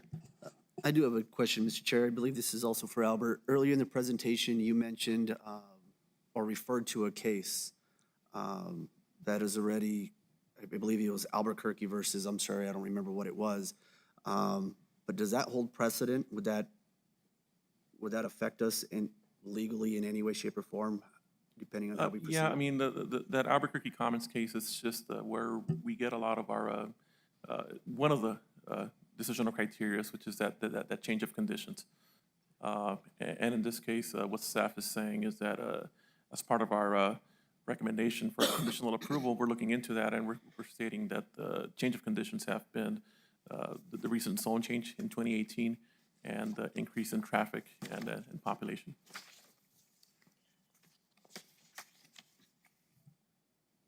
Any further discussion? Okay, I'm just going to. Mr. Chair, I do Yes, have, sir. I have a question of staff, if I can, one more time. Staff, I have heard comments about parking being an issue on that lot, that size. And I'm not sure exactly sure which particular staff to ask, but has that been in any way resolved or at least considered at this point? Or is that something that happens later through a site plan review or what? Yeah, me personally, I wasn't aware of any zoning violations, but of course, now that we saw the pictures, you know, it doesn't matter what the outcome of this hearing is today, but we'll probably pursue, you know, the parking of cars out there and then some of the containers that are there. I mean, that doesn't necessarily have an effect on the case. No. Okay, let's be clear about that. There will be two different items. Okay. So, Albert, C2 is regional commercial. I can't recall from the ordinance specifically what that means in terms of the area that's to be serviced by that kind of commercial activity, but it's larger than a C1 for sure. You mean larger in terms of traffic or Well, no. parking? No. I mean, larger in terms of the population in the area. And if there's actually 19 of these things in the area, and there's a few of them within a couple miles, I'm not sure how that classifies as a regional commercial activity. Sure, all we have on our code would just be the definition of C2. I don't think it goes into that level of detail, you know, the expected, you know, percentage of population to be served by a C2 zoning designation. But the definition for C2, it's a zone that permits a range of commercial activities that serve a community or several communities and allow larger commercial businesses. Okay.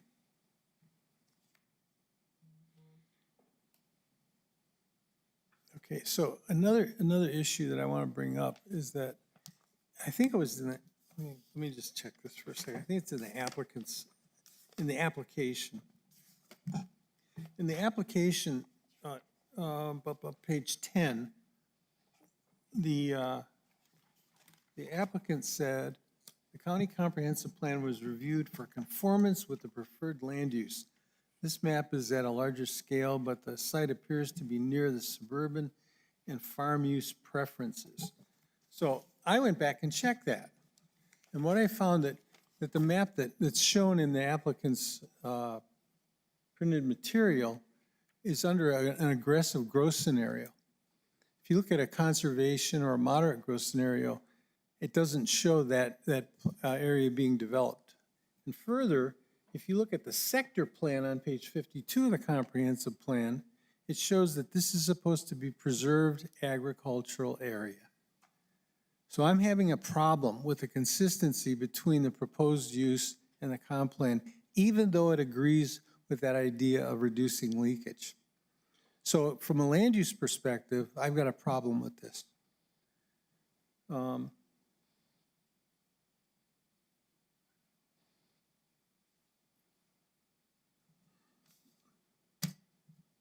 Anybody else? Because if we don't have any further discussion, we need a motion. Mr. Chair, I'll just mention, my biggest concern is litigation. Is what? Is litigation. Litigation? Litigation. If we already have precedent approving something similar to this in the state of New Mexico, I'm concerned about litigation that we may encounter. Chair? Yeah, Albert. So depending on the outcome of this case, there is an option of appeal, not just by the applicant, but by surrounding property owners. So there is a mechanism to, you know, continue on with the proceedings. Yeah, our decision isn't final in this. So as far as litigation goes, there's always that issue before us. And the procedures of the commission are as follows. When you vote, if you vote in favor, you don't have to justify your vote. If you vote against, you do have to state why you voted against. And as my understanding is, and I'm not an attorney, as long as your reasoning is sound and you're staying within the comp plan and the UDC, you let legal handle the litigation issues, okay? But it's important to note that our decision in this is not necessarily final. Even if we say yes, the neighborhood can take this to the county commission, or if we say no, the applicant can take it to the county commission on appeal, okay?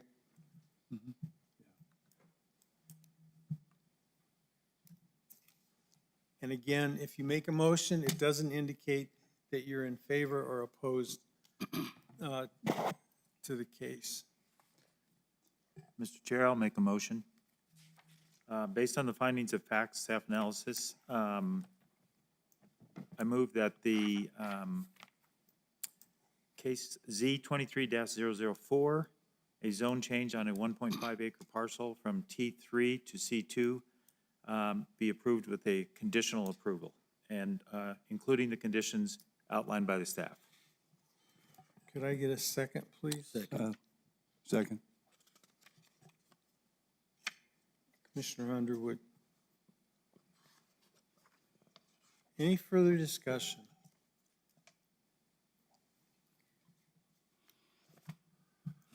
Janine, you want to call the roll? Commissioner Lear, No. My reasoning is,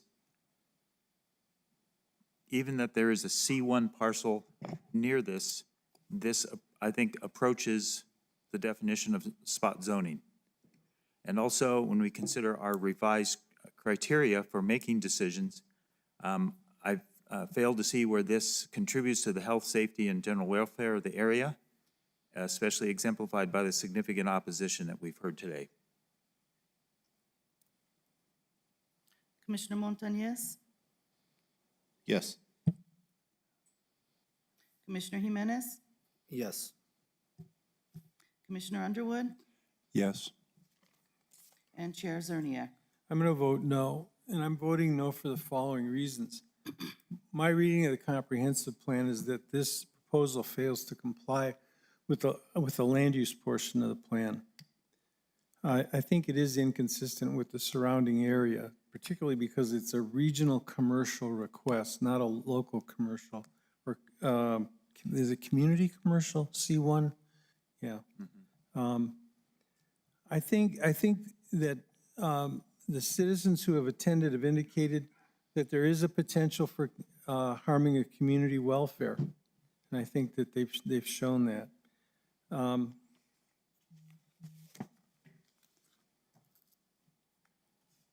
And now, that's it. Mr. Chair.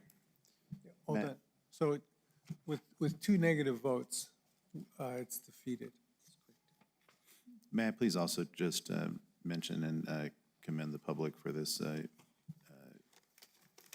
whether unified or opposition or support, they were very unified and very respectful, and we definitely appreciate everybody who showed up today. Thank you. Thank you very much. We'll recess for 5 minutes.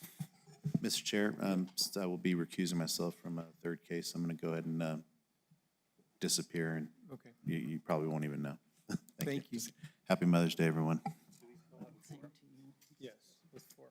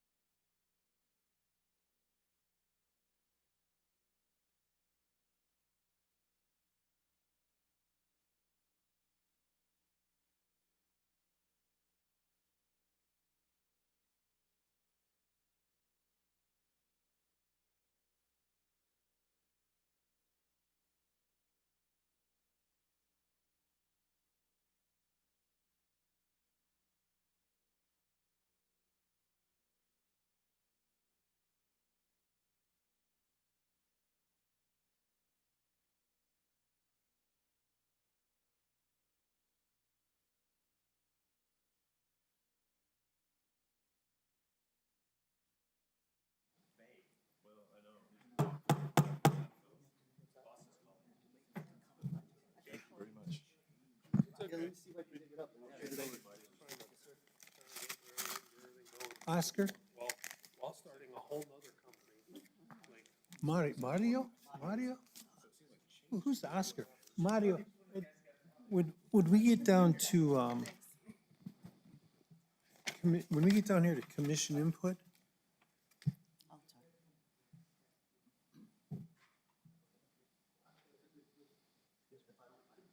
Okay.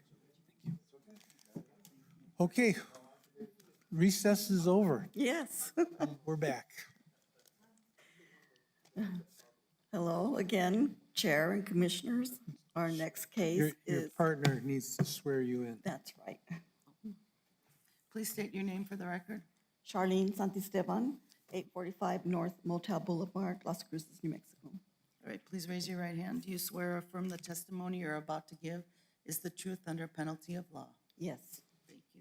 But I'm going to just note for the record that Commissioner Montañez recused himself from this. Mr. Chair, I also just want to disclose again, I am employed by a cannabis company, but this will not affect my decision. They are not any kind of direct competitor in any way, shape, or form. Thank you. Charlene, you have the floor. Okay, we're up for special use permit 23006.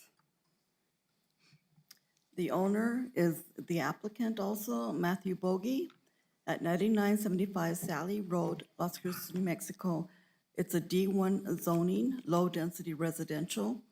The special use permit is to operate a cannabis micro-business establishment for the cultivation of cannabis. The applicant submitted an SUP on February 22nd, 2023. Letters were sent out to the public for public notification for administrative approval March 17th. We received emails and a letter of opposition, which triggered a public hearing. This is the location map. And this is the land use aerial. The subject property is on a 2.5 acre lot located in a D1. The property is single-family residential. The property infrastructure has septic, water, and solar panels. Water will be provided by Moongate Water Company. The property was acquired by the current owner on February 24th, 2020. Access is from, Corona's wrong, Sally Road and Red Fly Road, both private unpaved roads. This is a parcel close-up. The zoning map. On February 22nd, 2023, Mr. Bogie submitted the SUP application to operate a micro-business producer establishment. The applicant proposing to cultivate cannabis plants in a 32 by 32, 1,024 square foot sealed metal building with no windows, utilizing exhaust fans and on a charcoal filtration system, and will contain a security monitoring system. Grow rooms, vegetative room, drying and curing room, safe storage room. The plants will be planted in soil and will be hand watered. Water will be provided by Moongate Water, and other utilities are installed. This is the oversight, the site plan. 11 letters of notification were mailed to the area properties on April 14th for public hearing. 11 letters were mailed on March 17th for the administrative use permit. Notice was posted in the Las Cruces Sun News on April 14th and on March 19th. Signs were posted on the property in a timely manner. 11 public notification letters were sent to the property within 300 feet of the subject property, advising them of the SUP. We had one letter of opposition and 2 emails were submitted in opposition. And the 7 marks here are what was sent in by an email. Health concerns of containers of toxic fertilizer, insecticides, pesticides, mold, trash, and animal poisons. Cannabis zoning laws can possibly increase exposure area to crime, guns, and thieves, increased unwanted traffic, and human activities and sounds. possibility of lowering the property values, not having the proper fencing, it is going to be an open growth or growth in a greenhouse. Drainage problems, properties in question are Code 1 and Code 2, literally connected to our backyard concerns of toxic drainage. Nuisance laws, offensive odors, smells of the marijuana chemicals when it's being processed and or being dried, having the marijuana being smoked or just the plant itself being grown. We will find the odors offensive. The marijuana chemical smell that will drift off the grower's property will create a legal nuisance. And the letter, we are on an 8-tracker parcel on Sally Road and Red Fly Road. We oppose the cultivation of cannabis, want to keep our community family-oriented. These are the signs on the property. The first one is taken facing northeast, and this one is facing north, the second picture. This is the area of notification.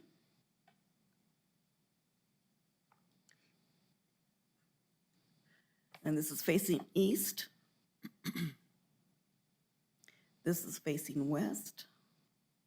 And I'm on Sally Road and facing south. It's a vacant property across the street. The Unified Development Code, the special use permits, the cannabis establishments, notice of procedures and special use permits, and decisional criteria, and the glossary are included. The cannabis establishments, this is no cannabis establishment, cannabis consumption areas or cannabis courier may not be located within 300 feet of a school K-9, K-12, or daycare center. Cannabis retailers and cannabis consumption areas may not be located within 3 of a cannabis retailer, cannabis consumption area, or residential area. Cannabis producers and that cultivate cannabis products indoors and cannabis manufacturers must use industry standard techniques to minimize odorous matter, toxic or noxious matter, such as activated carbon filtration and regular maintenance of HVAC systems. The zoning administrator, planning and zoning commissioner, or board of county commissioners may apply conditions on the special use permit. This is the glossary, the definition. Cannabis cultivation, any activity involving the planting, growing, harvesting, drying, curing, grading, or trimming of cannabis. Cannabis microbusiness, a licensed person that is authorized to conduct one or more of the following: production of cannabis at a single licensed premise, manufacture cannabis products at a single licensed premise, sales and transportation of only cannabis products produced or manufactured by that person, couriering of cannabis products to qualified patients, primary caregivers, reciprocal participants, or directly to consumers. The conditional criteria, the traffic impacts will be minimal. There will be maybe up to 2 employed people on the site, including the owner. The Cannabis Regulation Act includes the social and economic equity mandate. Moongate Water will provide the water for the cannabis use. Existing infrastructure is in place to support the proposed use. Solar panels are installed for the lighting. There has been no evidence submitted that there are endangered or rare species or animal and plant life in the area. The property will have to meet all security measures as required by the Cannabis Control Division, including security, alarm system, digital video surveillance, commercial-grade locks, limited access areas, lighting and fencing requirements for outdoor areas or greenhouses. Potential impacts on surrounding properties would be caused by smell. This smell will be minimized by using the best infiltration system the applicant can purchase. If approved, there will be conditions placed on the use, such as a 12-foot landscaping buffer from the fence line and a 6-foot solid wall fence surrounding the property. surrounding the building that will contain the grow. Applicant will implement best practices with a self-contained building with no windows to provide the lowest impact to the neighborhood. The property has solar panels on site. LED bulbs will be used for growing. A water recycling system is being researched, and only organic nutrients for the plants used to minimize the eco footprint. Charlene? So which is it on this 6-foot solid wall? Around the property or around the building? Around the building. Around the building and the 12-foot buffer from that wall out. So they can't put anything in the buffer? It has to be plants. Okay. A landscape buffering. Okay. That's to minimize the effect on the neighborhood. The property is outside of any incorporated municipal zoning authority and is within Doña Ana County. Therefore, the Planning and Zoning Commission has jurisdiction to hear this case. The administrative authority and duties of the Planning P&Z Commission may receive, hear, and make final determinations to approve with conditions, or deny applications for variances and special use permits as prescribed by the UDC. Public notice requirements have been met as prescribed, and the decisional criteria, the SUP is consistent with the health, safety, and general welfare of the residents of this county per the intent of the UDC. Staff findings. The land use classification matrix, cannabis microbusiness producer and cannabis retail requires a special use permit in the D1 zone. The cannabis establishment is not located within 300 feet of a school, K-9, or daycare center. The Cannabis Regulation Act includes a social and economic equity mandate. The zoning administrator, Planning and Zoning Commission, or BOCC, may apply conditions to the special use permit. Staff findings. Based on the findings of fact, staff analysis, and state agency comments, staff recommendations, conditional approval of case number SU 23006 to operate a cannabis microbusiness establishment for the cultivation of cannabis, and the following conditions. All new construction proposed to be used for the cannabis establishment will be required to meet all applicable construction, fire, and life safety codes. Transportation and shipping of cannabis products shall be by employees licensed by the State of New Mexico Cannabis Products. A 12-foot landscaping buffer shall be located outside the fenced area according to Section 350-207 landscape buffering and fencing. The fence shall consist of a 6-foot solid wall that provides visual obstruction for the neighborhood. No clients or retail sales are allowed on the property. That's it. That concludes my presentation. Mr. Chair, I have a question. Yes. In the body of this, they talk about putting in a charcoal filtration system for ventilation. Yes. I noticed that's not listed as one of the conditions. Is that because that is a requirement by the state?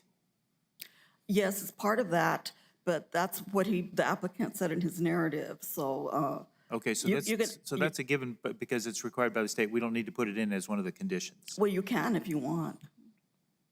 That'd be redundant, though, Yeah. wouldn't it? Okay, Yes, it does state that they have to have some kind of filtration system. okay, good, thank you. Anybody else?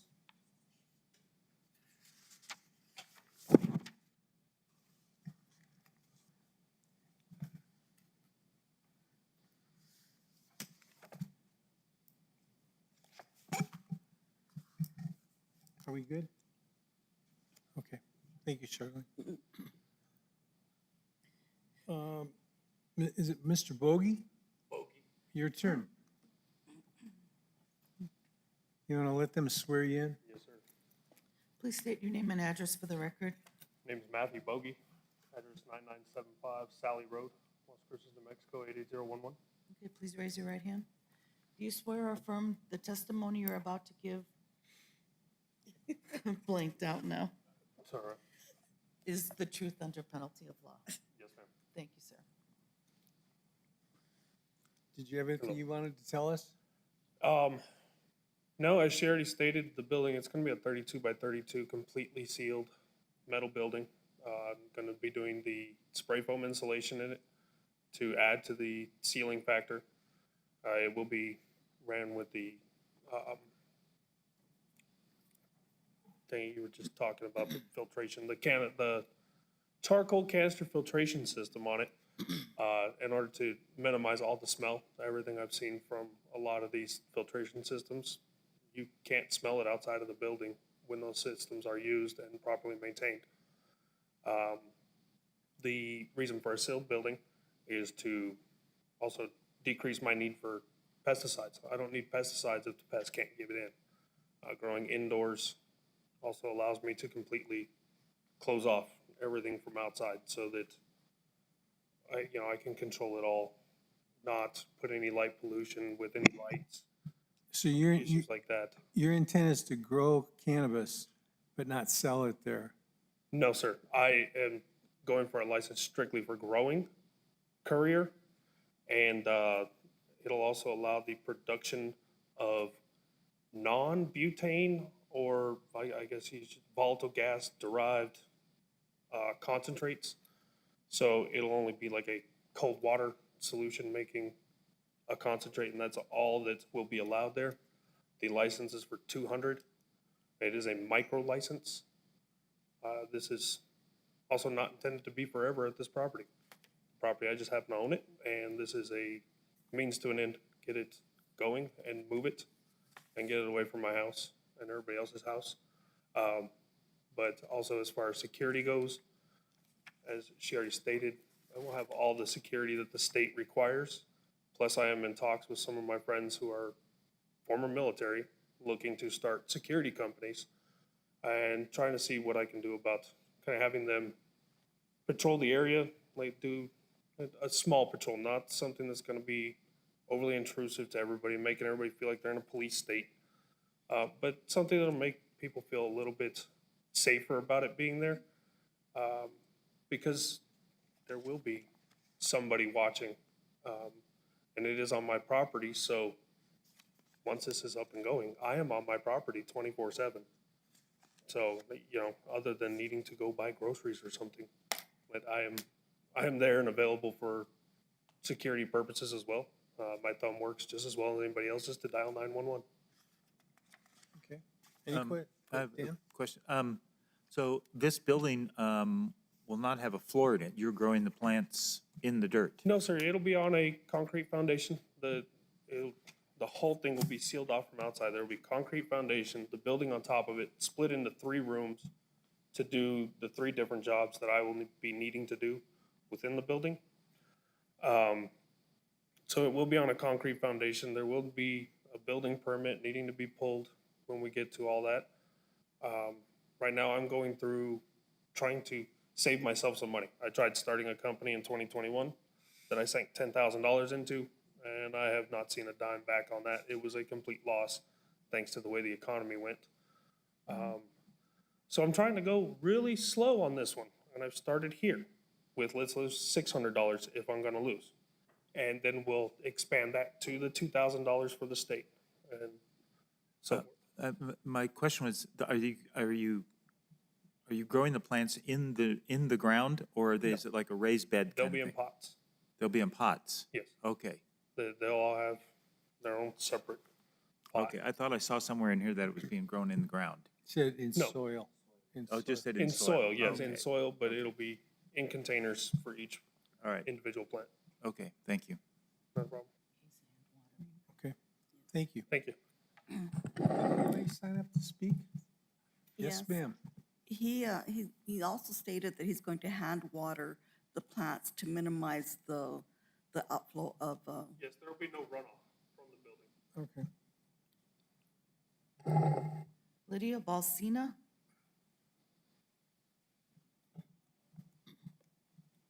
Please state your name and address for the record. My name is Lydia Valsina. I live at 9911 Sally Lee Road. Please raise your right hand.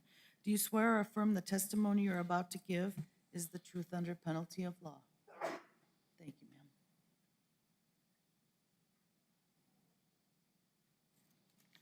Okay, thank you for having me here. Thank you for showing up. We bought the property in 2008, and my husband had served the military for 22 years and was working, we came from Italy and working at White Sands Missile Range. He just retired, so a total of 42 years. We came to New Mexico, and we bought the 8 acres because it was so beautiful there. The back, our backyard is facing Mr. Bowie's property. So when we're looking towards the mountain, we're gonna have this huge building, and we have septic tanks, and the internet is not that good out there. We don't have Verizon or anything like that, what is it, Infinity. Right now, it's not really good internet out in that area. There's an aurora that runs through the whole property, all the way coming down. So we were concerned because we have animals. And I basically almost was attacked by one of the animals that he has on his property. It went, the wires that he has around his whole property, these dogs are like this big. And I was walking my dog this big. So I had to scream, and someone came out and just called the dog because the dog was foaming at the mouth. And I don't know if the property is going to have proper fencing on the property itself, or a dog's going to go crazy and go off the property again because they're bigger than that wire that he has. I know that he said he's going to put a building there, and we came and bought the land in 2008 to be, have the beautiful, you have the deer, you have all the wildlife out there. And the dirt road that runs both ways, I mean, the roads are not flat. They're like bumpy with rocks and everything like that. So it's kind of really hard for people to go through, and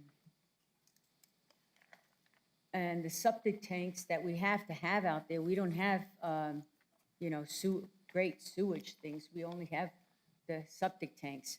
I know we have on our property, we have, I think it's 2 of them, because we have 8 acres, and we always have to clean those periodically, because it can make mold and all kinds of other hazardous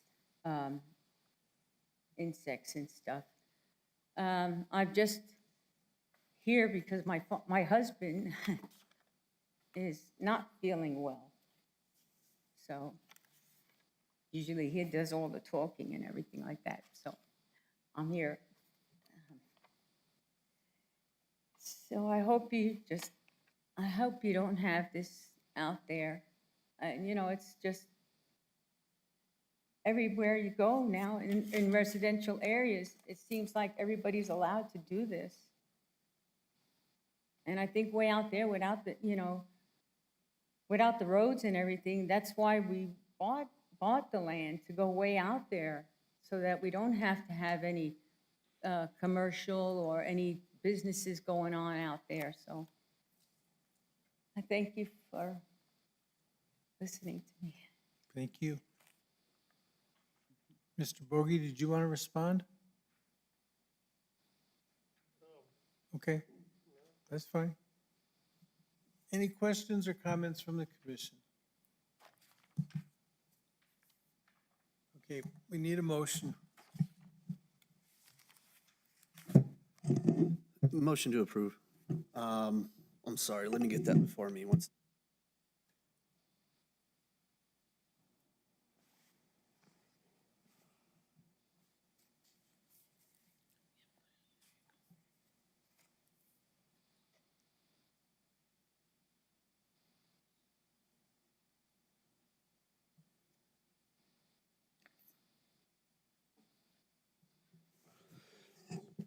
Sorry, Mr. Chair. Motion to approve case number SU 23-006, based off of staff recommendations, including staff recommendations. Okay. Second? Second. Either one. Okay. Take your pick. Okay. Any further discussion? Janine, you want to call the roll? Commissioner Underwood, Yes. Commissioner Lear, Yes. Commissioner Jimenez, Yes. and Chair Zerniak. Yes. Motion approved. Thank you very much. Janine, are you doing administrative approvals, or is Albert? We don't have any at this meeting, Mr. Chair. Any staff input? Just a reminder, we do have another PNC meeting at the end of this month. So that would be May 25th. May 25th.